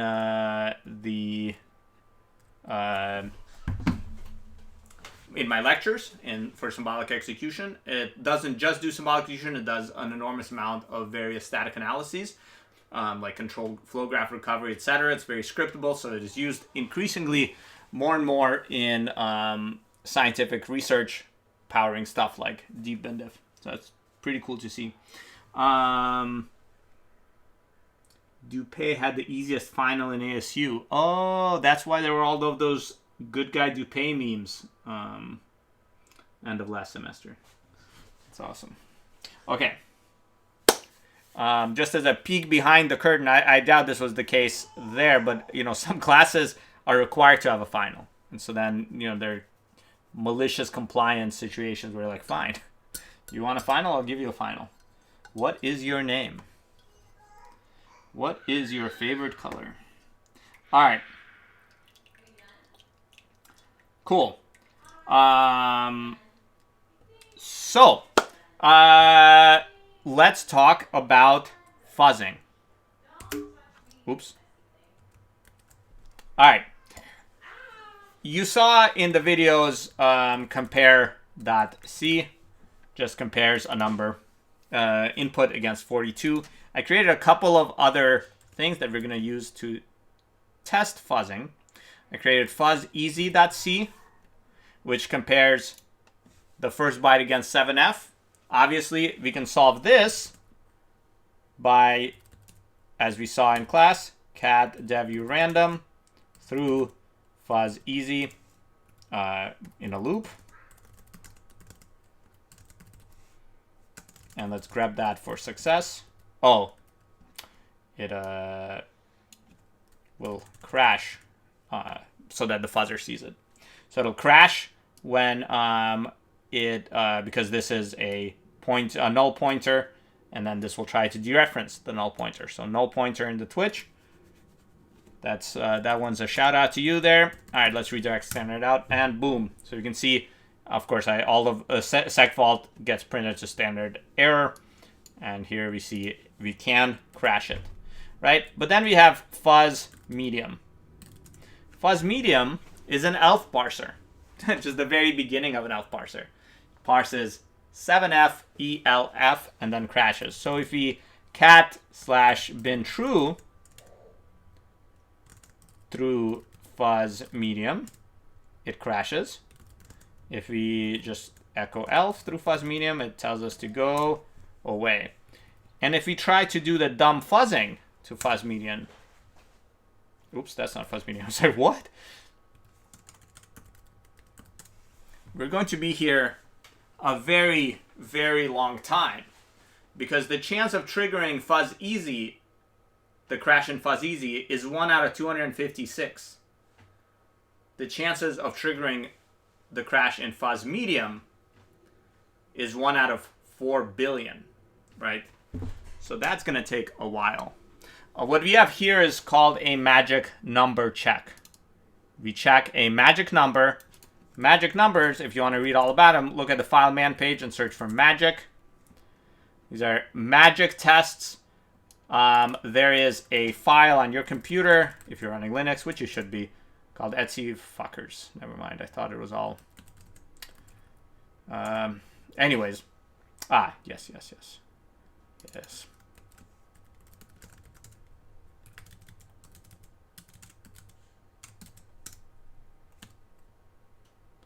Okay, there's a database, unfortunately. What is this? Excuse me.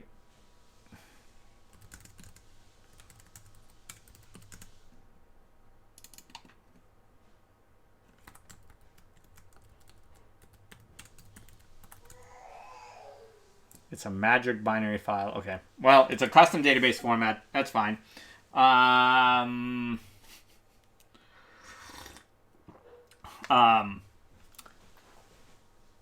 That basically lists a bunch of these numbers called magic numbers that you find at the beginning of files that can identify the file. At the beginning of bin true, if you look at the first line, is 7f ELF. Okay, now we know we're dealing with an ELF file. Incredible. At the beginning of a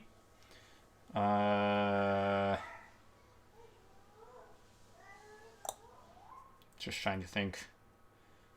I mean, let's just look at what I have in Etsy. At the beginning of a shell script is, obviously the hashtag, the pound, bang, blah, blah, blah. At the beginning of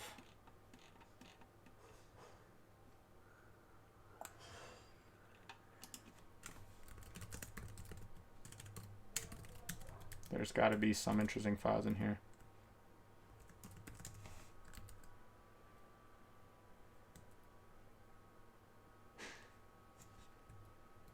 Like a, come on, I want an image.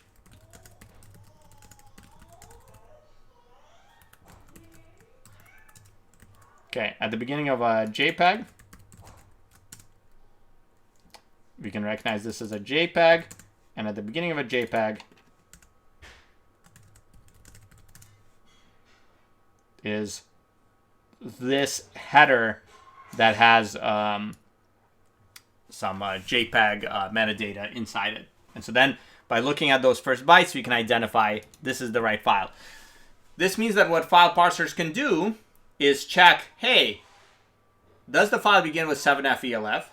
If it doesn't, our ELF parser can say, no, thank you, goodbye, right? And obviously, with dynamic analysis, where we need to trigger the bug in the program in order to reason about the bug in the program, that's no good. Suddenly, we have the dynamic coverage problem. All right, so this, for fuzz medium, is now beyond the capabilities of our what I would term dumbass fuzzer, right? All right. So let's bring in code coverage guided fuzzing. Let's dump, disassemble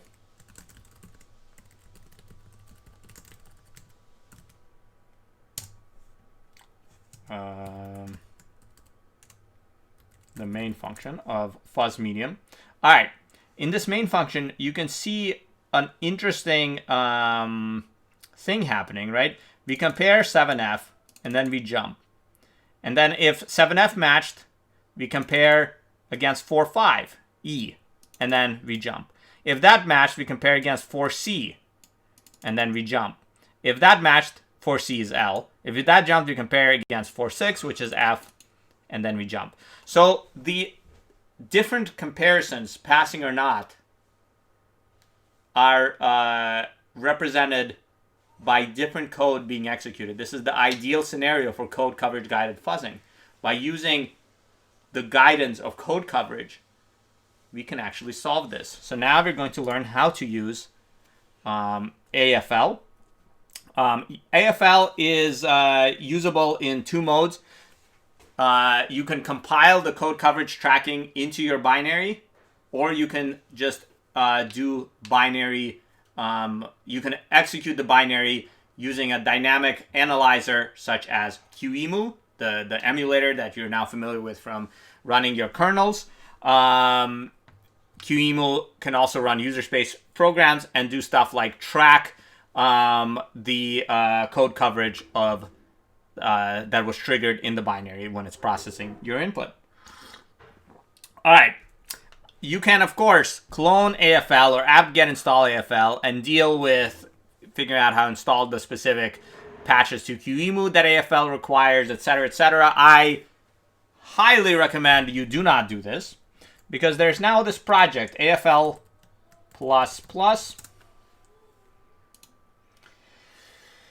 This is AFL with community patches, various cool stuff, and one of the very, very cool stuffs that it includes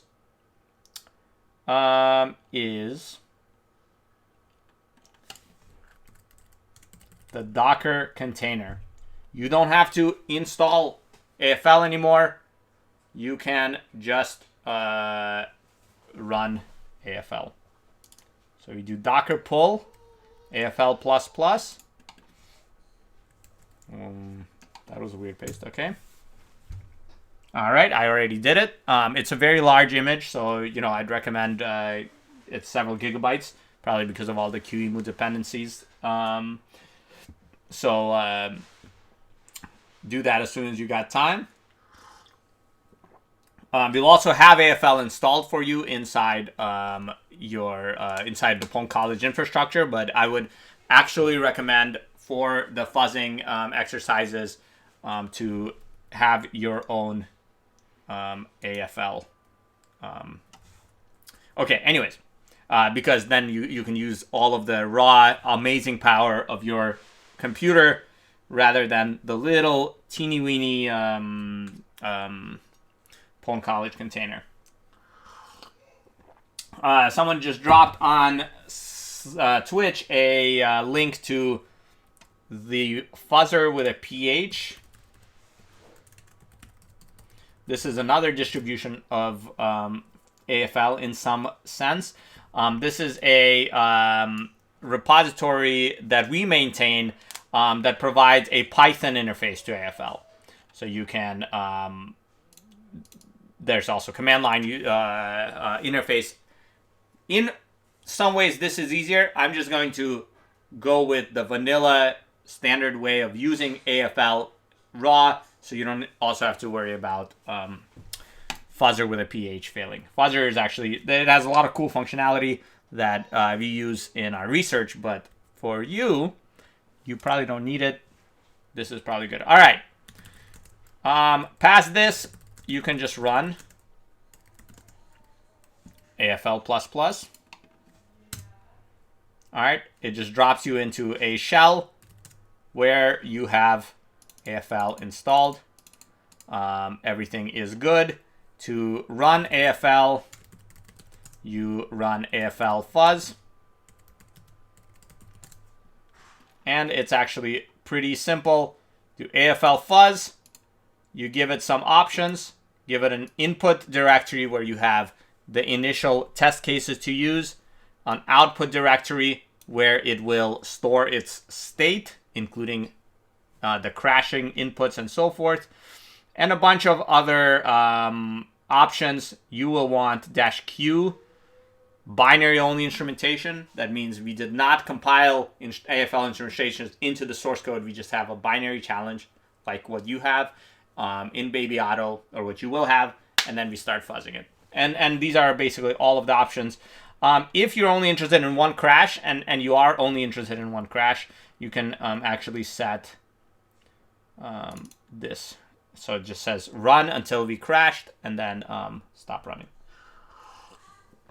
All right, so let's fuzz this thing. Okay, easier way than to drop into the shell and then work in that shell is to map a directory, to drop in the shell and work in that shell, we'll need to map a directory. We're gonna map my current directories to /pwn, and again, you will end up inside this container, so you don't have to worry about all of this stuff. All right, we have a quick question on Zoom. What's up?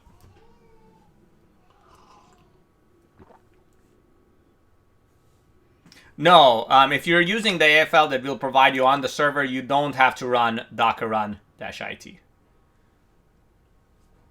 Yeah, don't worry. You'll just be able to do AFL fuzz with these options. It'll just be installed. But again, it's not going to be extremely fast on that server. The likely scenario is that server is going to be fairly overloaded. We'll scale it up, but I think we're almost at the very biggest machine that we can actually spin up on Google Compute Engine. We'll have to check. Okay. So we're here. We go /pwn. Here is our fuzz medium. All right. Inside our container, we're going to create a directory for our input and our output. Let's say in medium and out medium. In medium is empty. Out medium is empty. In medium is where we will put our seeds, our initial test cases that AFL will start mutating while using coverage guidance as its while using code coverage as its guide. All right, we do AFL fuzz -q binary instrumentation -I, the input where we'll put our seeds -o, the output where we will produce our results, and then -- to avoid any confusion. After -- is where the command goes. The command will be fuzz medium. You can also, if the command takes input over standard input, you do it this way. If the command takes a file name input, you can do this, and then AFL will create the file name and pass it as an argument. So if you're fuzzing, let's say objdump, like in the example in the lecture, you would do objdump -d at. Right? This will pass that file to objdump. Okay, anyways. But fuzz medium takes standard input. So we just do this. We hit enter. And AFL tells you, oh, not happening. You will experience this a lot. AFL is infuriating in the conditions under which it refuses to run. When this happens, you need to look at why we aborted, look at the error, and fix that error, and then restart it. Oftentimes, the error is, if you're running this on your own machine, hey, your machine is not configured properly. It'll actually give you commands to run to configure your machine properly. In this case, the error is because we have no test cases in medium. Fuzzing relies on test cases. Without input seeds, you are not going to get very far. In fuzz medium, we will. But as we'll see, in fuzz hard, we won't. So in fuzz medium, I think we can just use an empty seed. So this will start with literally an empty file. Let's try this again. Oh, never mind. It doesn't like the empty file. So what I really like is the word fuzz to start our fuzzer. This is I call it the king seed to start things out. So here we go. That's our beginning seed. Let's start. And it starts up. And we're rolling. And we found 2 paths through the binary. It has completed 1 cycle of execution. We still only have 2 paths. 3 cycles of execution. Now I'm starting to worry.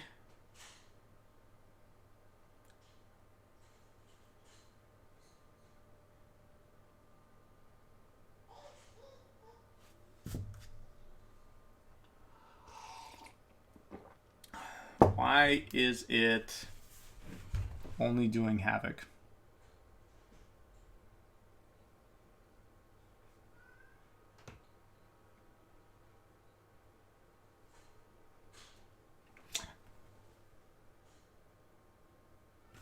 So we had a question on Zoom that the most important thing in these challenges seem to be the generation of those initial test cases, and it's unclear how to approach that. So we'll talk about that in a second. But I honestly didn't expect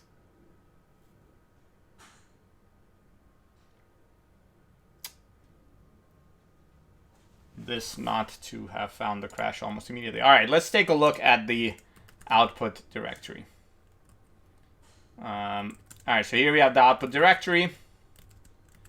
We're running as root inside the container, so it created this as root anyways. All right, here we have the output of AFL. AFL stores several things. It stores a bunch of statistics that you can grep for and so on. So here are statistics. We are getting 100 executions per second. This is actually fairly slow, and various other, statistics. Cool. All right. AFL has an optimization. I mentioned in the videos that it stores the basically uses as code coverage guidance the source and destination of jumps. That stores this here in a bitmap, but we won't dig that far in. What it also stores is a queue of inputs that it has found.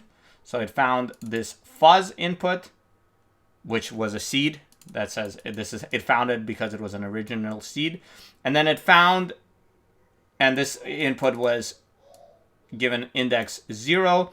There's an input 1, which AFL took input 0 and did an operation of havoc. Let's take a really quick reminder of what havoc is. Havoc is one of the AFL operations.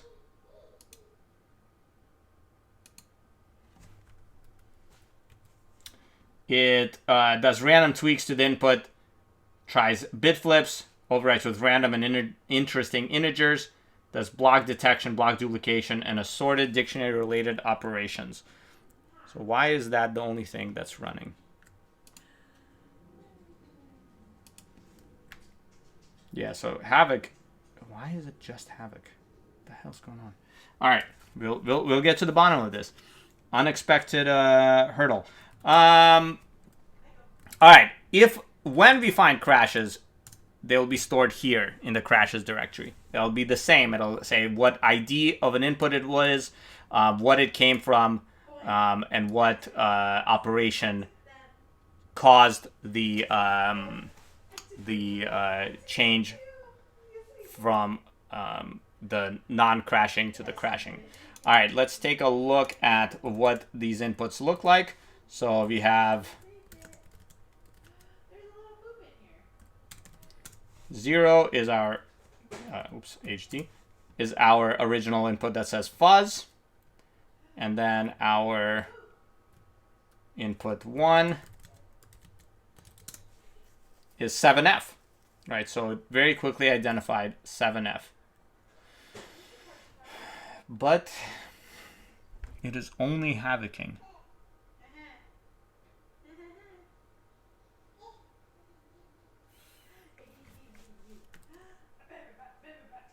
Why? All right, so let's kill it. Did we do something weird by accident? Mutator settings.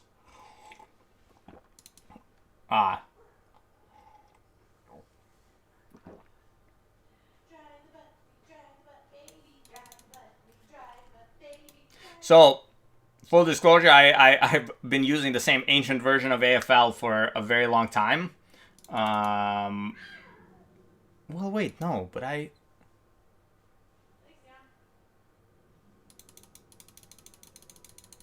All right, let's try this -D. But will this only do deterministic fuzzing? Let's try it. Here we go. Oh, yeah, okay, there we go. That's the fuzzing we know and love. So we are now doing all sorts of mutations, bit flips. Aha! We found a third path. So let's take a look at what this is. All right, so we have a third way through the binary. Again, our 0th is the original fuzz seed. It started mutating that until it managed to turn it into 7F UZZ. Makes sense. And then it quickly found 7F EZZ. And we're still waiting past 7F EZZ.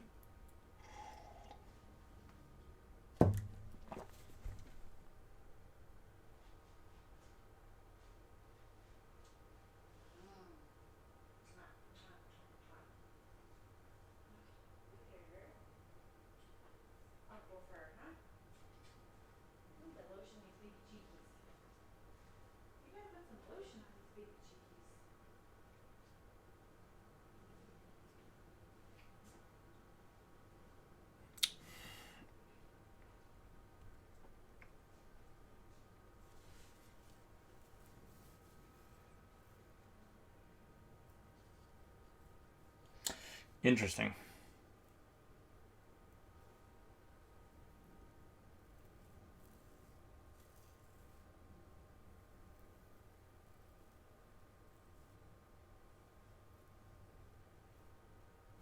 All right, so there's a couple of things we can do.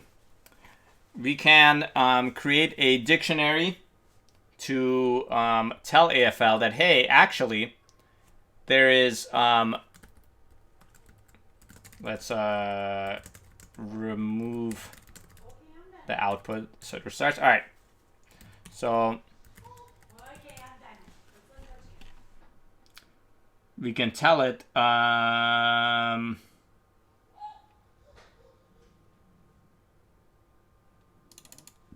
to use a dictionary file with a bunch of entries that it will insert into seeds when it does havoc and extras for its mutations. Let's do that just to show you that crashes can be found. So we create this dictionary. And I actually, let's take a look at the README for the dictionary because I don't know if this changed.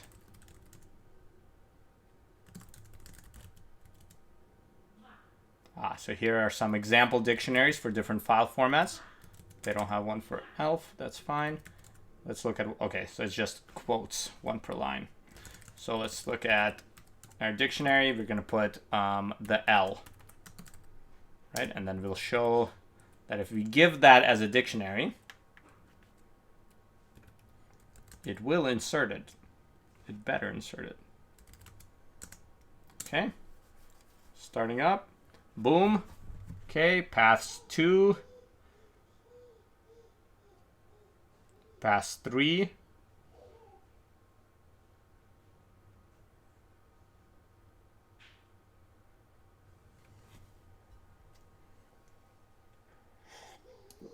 paths 4.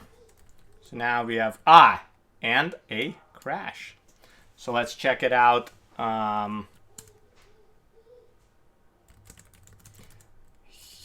I had to do this because I actually had deleted this directory, so the directory I was in no longer existed. All right, so here's the queue.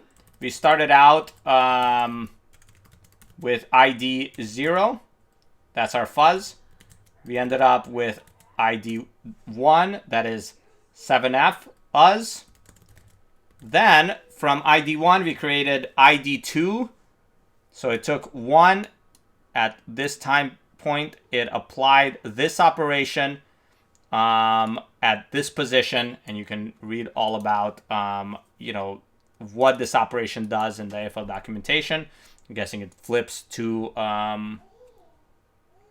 bits probably at this position, and it created the E, went from 7.5 to 4.5, from U to E, and then we took 2 and created 3.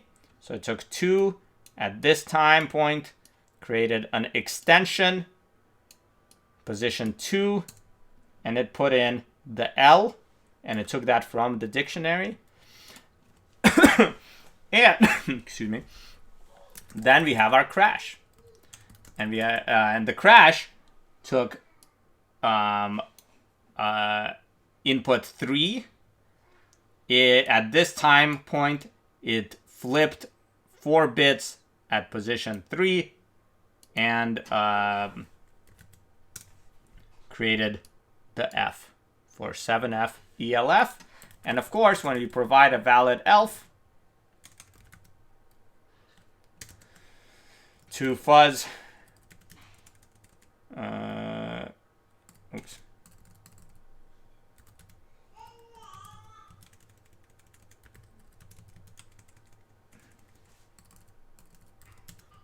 fuzz medium, segmentation fault.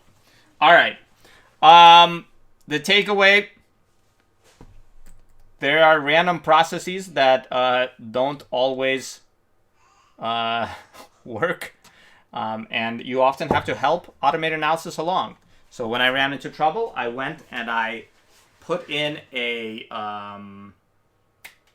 dictionary file with some values that I knew from looking at the binary would help.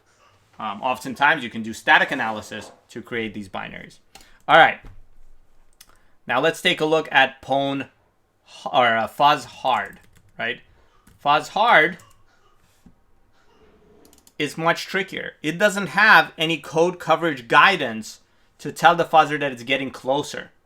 You need to one-shot this exact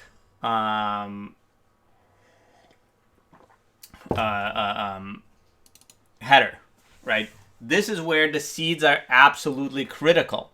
Ideally, if you're fuzzing an ELF processing library, you need to provide it proper seeds.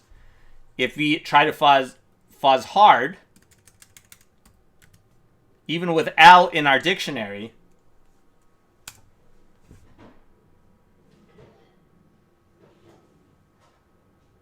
how's this possible?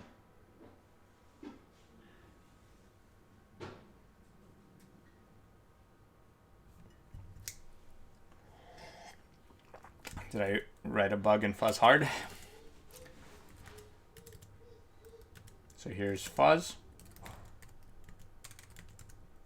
Okay, fuzz hard is buggy. I apologize. That's binary. Oops. There we go. So fuzz hard instead dereferences the buffer as an int and just compares it all at once, all 4 bytes. This is actually typically how magic number comparisons are done. So this is the standard scenario.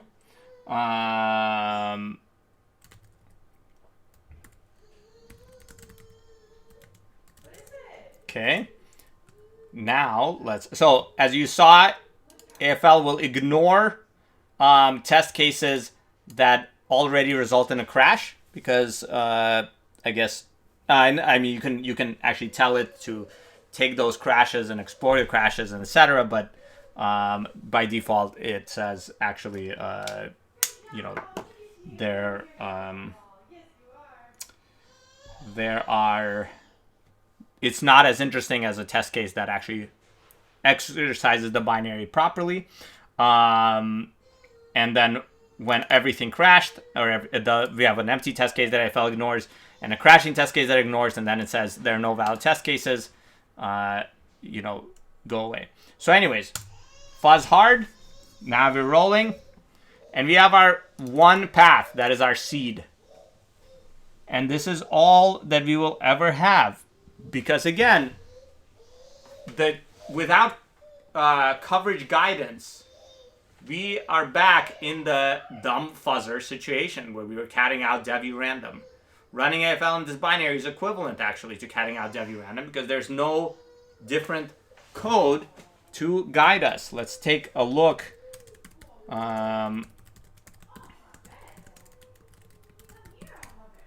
If you disassemble main of fuzz hard, there's that single comparison. There's nothing, no breadcrumb to tell us we're getting closer. All right, so now the seed is critical, right? If you look at the output,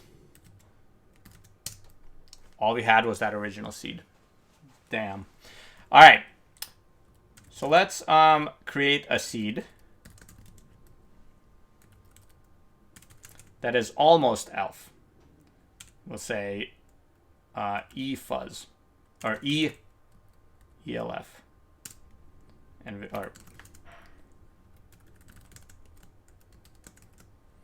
okay. So we have a seed now that is ELF. Now AFL will ignore seeds that have duplicating coverage. So this ELF will have the same coverage as our fuzz seeds. So let's remove the other seeds. Of course, the programs you'll be fuzzing will mostly be more sophisticated than this. So let's run this with now our new seed that says ELF instead of 7F ELF. And hope for the best. We start, and boom. That seed is close enough that we can start mutating it, and with simple mutations, we can trigger interesting functionality in the program. In this case, that interesting functionality leads directly to a crash, but if it didn't, AFL could keep fuzzing based on that. So again, the crash here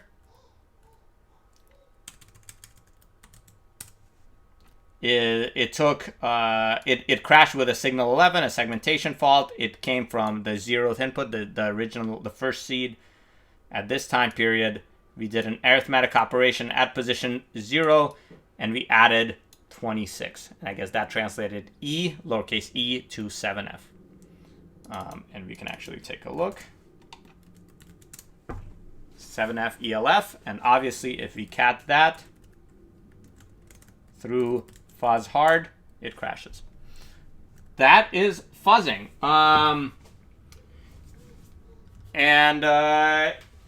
It's not magic. It's fudging around until things work. It is figuring out that AFL is, for some strange reason, currently unable to mutate this into that. But from looking at the program manually, it would help to do it. It is figuring out a good set of seeds. In this case, our set of seed was just that single file. But if you know, we were talking about fuzzing a real ELF processor like ObjDump or something, we would want more complicated seeds. So for example, let's fuzz ObjDump. Why not? Let's kill this. Do we have ObjDump on here? Yep. So let's fuzz ObjDump-D and then the file name. Ready rock. Here we go. We're fuzzing ObjDump. ObjDump is much slower than this, and we are not having much luck. There's not a lot of paths being explored. Whoa, there's some leak of a solution there. Anyways, because we don't have a lot of good seeds, right? So let's create some good seeds. For example, let's copy bin true, which is an ELF file, into our input. So now we have our fake elf and an actual elf in the input. Let's run objdump, and suddenly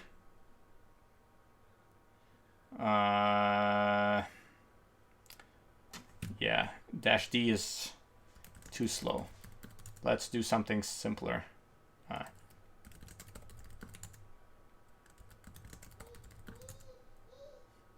Objdump dash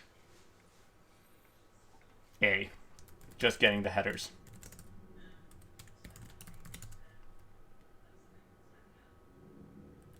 What? No, come on. Objdump dash. How do we get the headers? Dash X. That's right. Okay. Boom. All the headers. Let's. Oh no, no terminal. Yeah. Okay. Sorry guys. How long was I? Oh, okay. So we switched over to objdump. This is how we will run that. Whichever which objdump is here. So let's run user bin objdump -x and the file. So this will read the headers, print them out, and we are going to disable the dictionary and roll.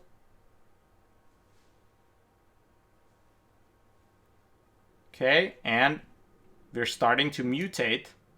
Oh no, these are our seeds. We're not finding anything yet.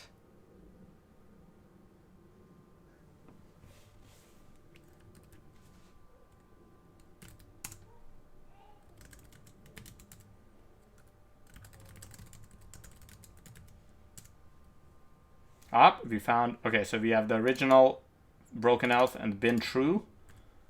Bin true is probably a bad example for this because bin true is actually very large. There's a lot, as you can see, it's currently flipping 1 bit at a time in bin true, and that progress bar for just this bit flip mutation is taking forever. But it is yielding results, right? It's walking through bin true, which is a large binary, flipping bits, and actually generating new inputs, right? As a result. So these new inputs are, I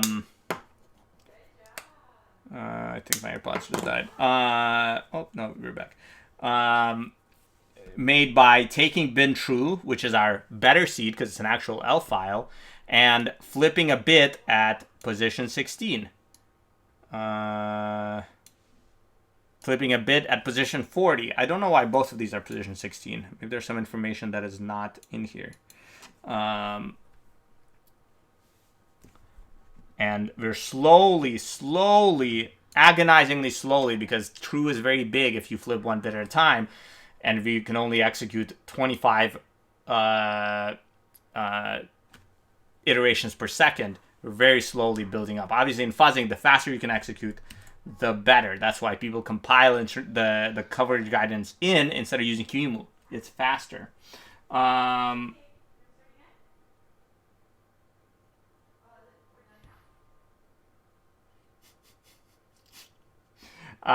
So what can we do? Well, instead of bin true, let's create an elf of our own. Let's remove true, and we look at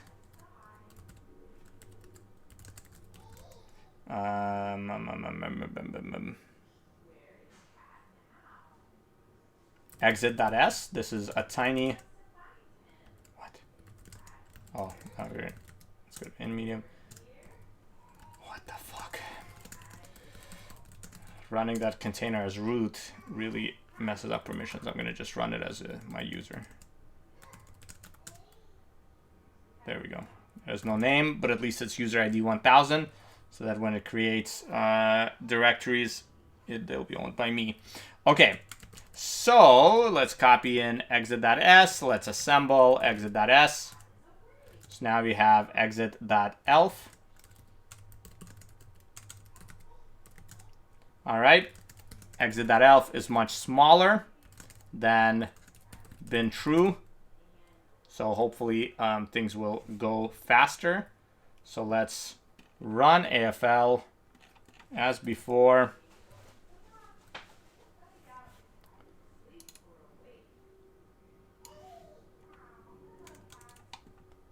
Okay, actually this should just be the full path. Why do that? User bin object dump -x. No dictionary, unless we have a good reason for it. It can have it enforce AFL with a dictionary of just an L in it. That'll be the most common single mutation. All right, let's hit it. Unable to create out. Oh, in pwn. Out/medium. There we go. Starting right up, and we're ready to roll. And it froze. What's going on? Okay, there we go. All right, so we have 4 total paths. It's all of those seeds that I put in there because there's the assembly file I left in. It's using that as a seed. There's the elf and so forth. Actually, let's see what it's using as a seed. Oh, no, it just took the original exit.elf. Oh, no, and it's these two as well, actually. Okay. And then we can sit here. As you can see, this is moving a lot faster. And it's doing its deterministic mutations. We can disable that, but they are very effective. Right? It's already found 7 seeds by mutating seed 1. Unsurprisingly, it's our actual elf file. And it mutated it with different bit flips at different positions. Position 41, position 16. And then, obviously, this will take some time to complete, and then we can go from there. The more unique elf files we have, the more useful these mutations are going to be, and the more paths that they will find. All right.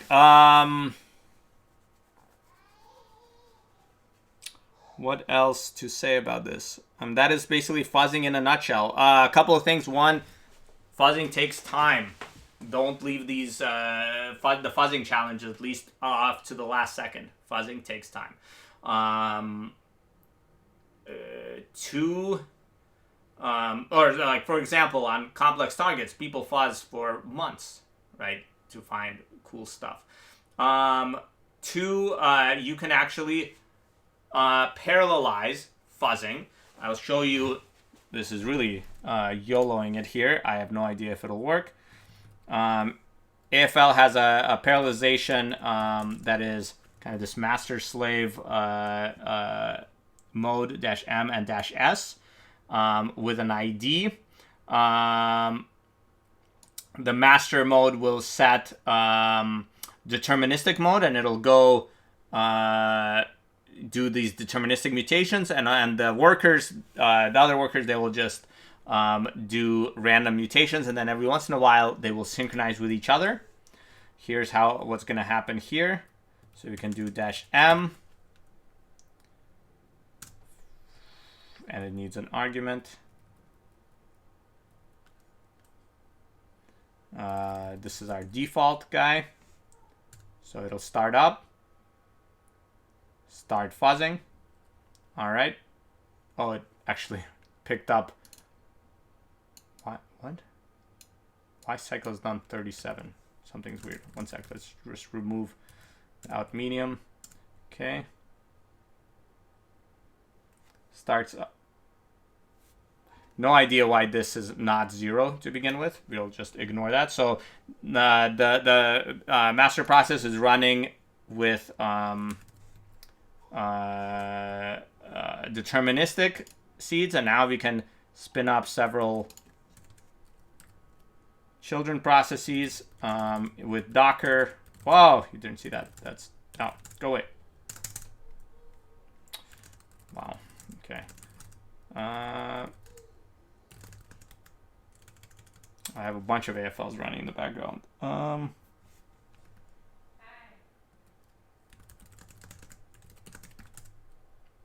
Nope. Don't want to see you to see my solutions. All right, this guy is the one I just started, so I can do docker exec my user this container dash it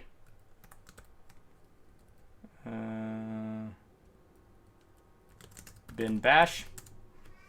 Okay, go into pwn and grab that same command, but give it a slave ID 1, and it'll start up, synchronize the paths from the parent, and then do the non-deterministic fuzzing only. And then every once in a while, between cycles, they will synchronize. So now we have 13 paths suddenly that it synchronized from the child, and it'll synchronize more and more of them, and they will build off of each other to work together. So for example, the parent currently is stuck in some slow runs while the child is going super fast. Actually, this seems magically fast compared to the parent. I don't know why. But we can spin up multiples of these workers. It's very easy. You just go like this, get into that container, or SSH in from another connection, or create another screen session if you're already in the container, and then run it with ID2. Of course, this takes more and more compute resources, but it allows us to fuzz more and more effectively. Let's take a look at what is going on in out medium. We have an out directory of each one, the master and the two workers. Here's the default. We have a queue, and you see there's a lot of these sync targets. This ID queue inputs that were synchronized from worker 1, and in worker 1 they were ID 3. And then we can see in worker 1 ID 3 came from exit.s. That makes no sense.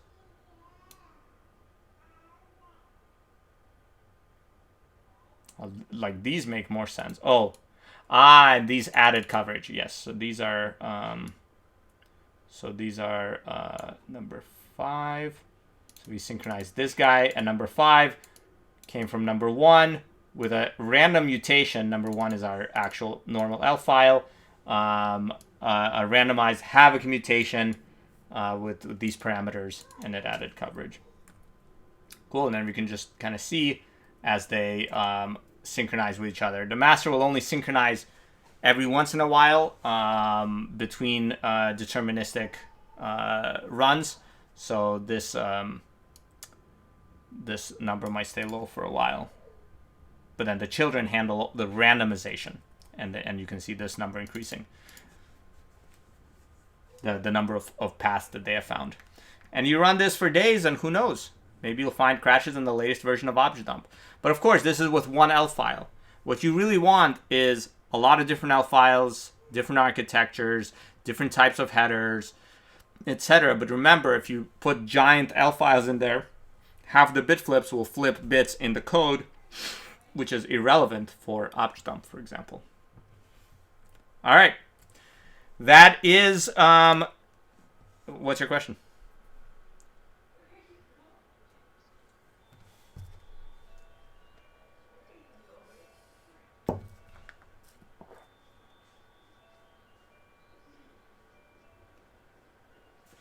So there's a question in these challenges, how is symbolic execution going to play out? Because oftentimes you see symbolic execution used together with fuzzing. So for example, to generate some input seeds, we could symbolically execute until we experience a path explosion. Then we can save off those seeds for the inputs for all of the states that we have managed to find, and then pass that to a fuzzer. There's a technique that we created for the Cyber Grand Challenge called Driller. Driller, obviously, program analysis. Driller is something we published during the Cyber Grand Challenge. Here is yours truly. Here is Fish. We have people that are now students here at ASU. People that are freelance hackers, security enthusiasts, extraordinaires, security engineers, all sorts of awesome people. At the time, we were all students, except for Chris and Giovanni, our advisors, working on the Cyber Grand Challenge in... Oh, oops, I opened that in the wrong window. At the time, we were all graduate students working on the Cyber Grand Challenge. And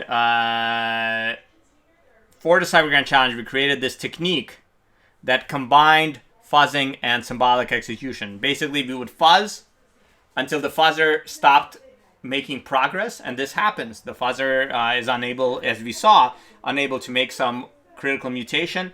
Then we would jump into symbolic execution, and we would load up just that the fuzzer's current state in the sense of all of the code that it has found, and we just try to use the symbolic execution to get a little further. Then symbolic execution, of course, has limited utility because it encounters path explosion.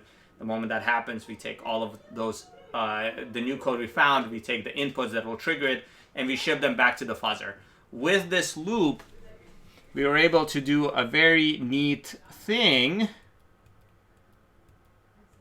which is this graph.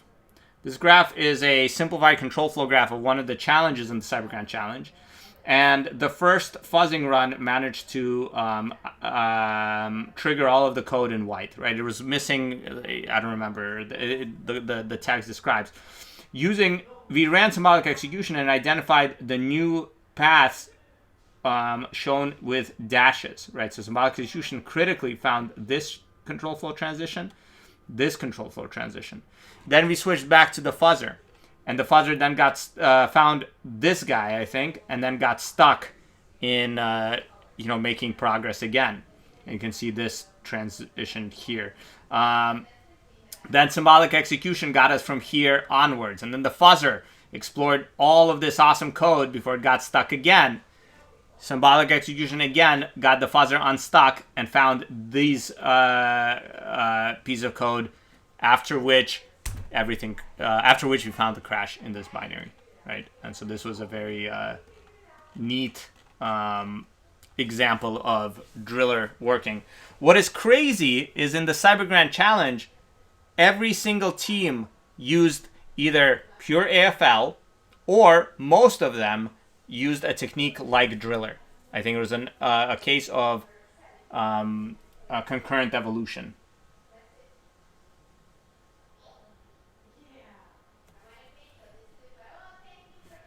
Yeah, what's your other question?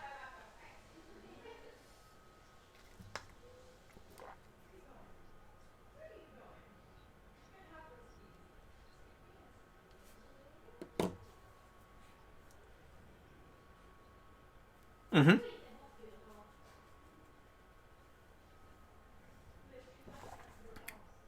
No. You don't want to copy paste, but you can get those inputs from stdin.concretize. Actually, stdin.concretize give you a list of what every read should return in case it's an interactive program. Squish all of that together, and in Python, open the file in Python and write that byte string in Python. Don't copy paste, because there will be binary data most likely.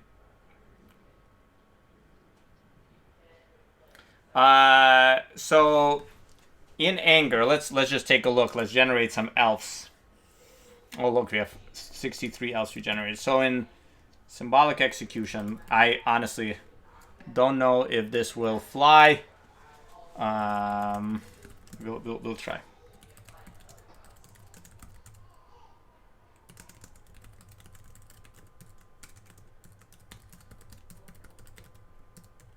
I've literally never loaded objdump in Anger. Okay, So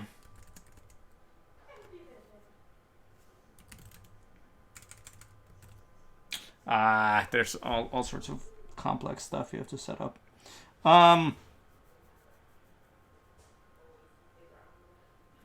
Let's do this.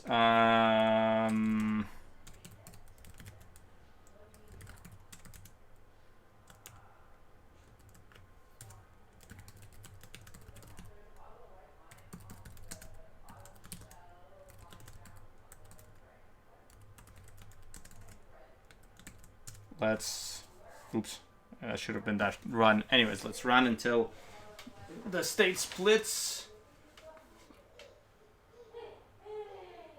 We might be there for a while though. Anyways, the point is you would run.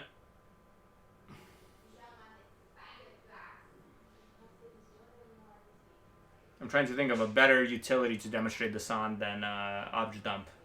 Some command line program that takes different command line arguments. Or that takes stdin and does different things based on it. Yeah, see, this just terminated, and it terminated with...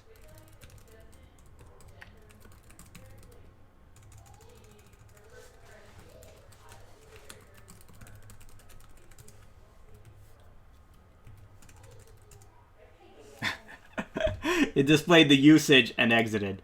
Okay, so this is a good example of what I mean. When you do .concretize, it returns a list, right? This list is the different write syscalls that occurred and the data that the solver came up with each write. So this is what happened there. Of course, we want to write that all at once to a file, so we can do in Python the blank string .join. It'll join all of these with a blank string. Now this is one string. Now we can say with open output write in as bytes as O, do O.write this, and this is our output. Now of course you want to save the inputs because you'll be sending them to the command, but the inputs to this is nothing because we didn't create the right symbolic command line arguments. And we can now cat output, and here is that output from objdump. Cool stuff, huh? So it's the same, but for input.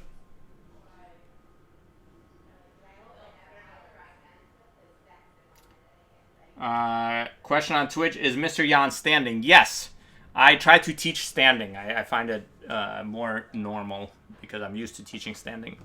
So I have this standing desk for teaching. I can of course lower the standing desk to a stool kind of, active sitting desk, and then I have a sitting desk for kind of long-term working. Cool. All right, everybody. I am out of time. I must run. It has, again, been a pleasure having you in this class. We will have office hours on Monday. Good luck on the rest of Toddler 2. Connor, are we set to launch, or are we launching a little later today?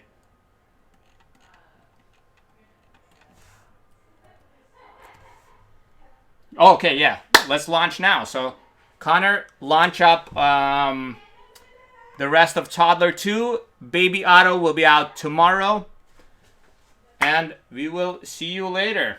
Is there a Q&A on Wednesday? No, there's probably not a Q&A on Wednesday. We'll have office hours, and then you go on your own. But we're around on help in Discord. Feel free to tag us in.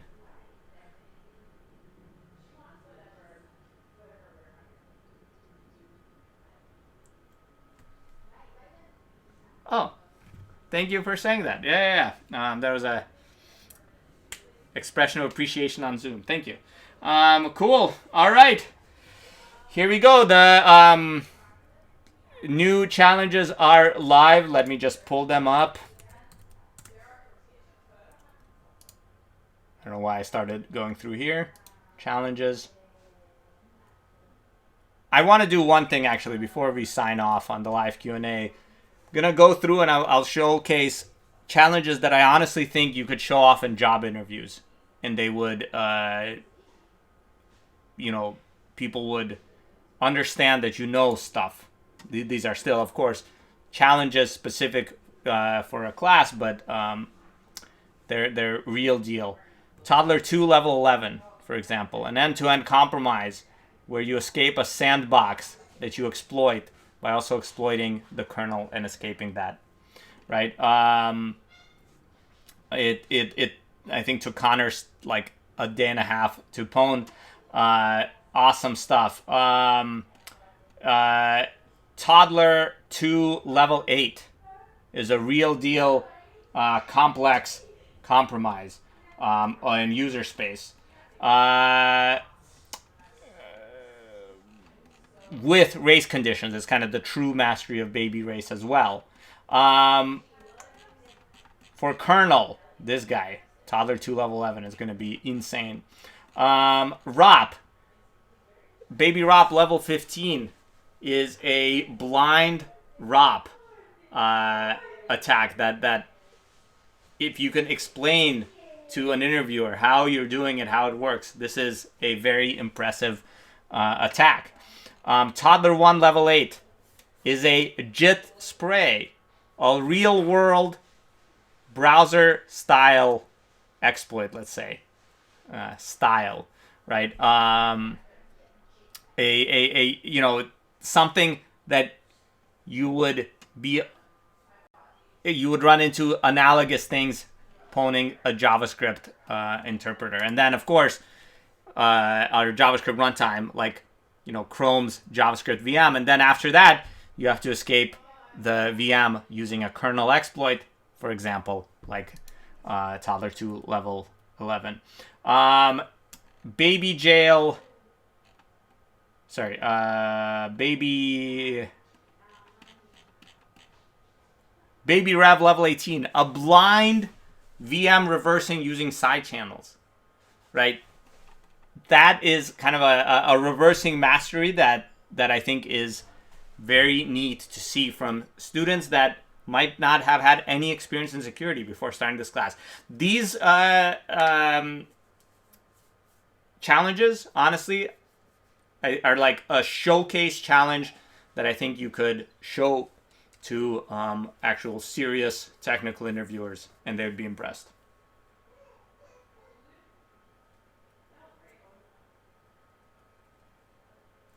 Yeah, Baby Suid level 78 on Twitch. Very, very critical. Actually, we had an awesome idea to completely revamp Baby Suid. It's going to be, for the next edition of pwn.college, it is going to be awesome. Instead, we use Baby Suid as a readout to make sure that people understand how you use Linux and so forth. I think Baby Suid can have actual serious educational value outside of a readout. And we have ideas. It's going to be awesome. Cool. All right. With that being said, thank you all. The blue belts should arrive sometime the yellow belts and blue belts should arrive sometime in the next several weeks over the winter break. The moment you have 100% either through Toddler 1 for your yellow belt or through Toddler 2, or through everything, including Baby Auto for your blue belt, shoot me an email. And we will shoot me an email from the email with which you're registered at pwn.college, and we will figure out how to get you your belts. Awesome stuff. Thank you for everything. Right back at you. Someone on Twitch was thanking me. Thank you for being awesome students. I know this class is hard. It's hard for us, but it is very hard, and also for you, and also your grade depends on it. Hopefully, we accommodated crazy situations, and hopefully you learned a lot. And with that, Goodbye, hackers.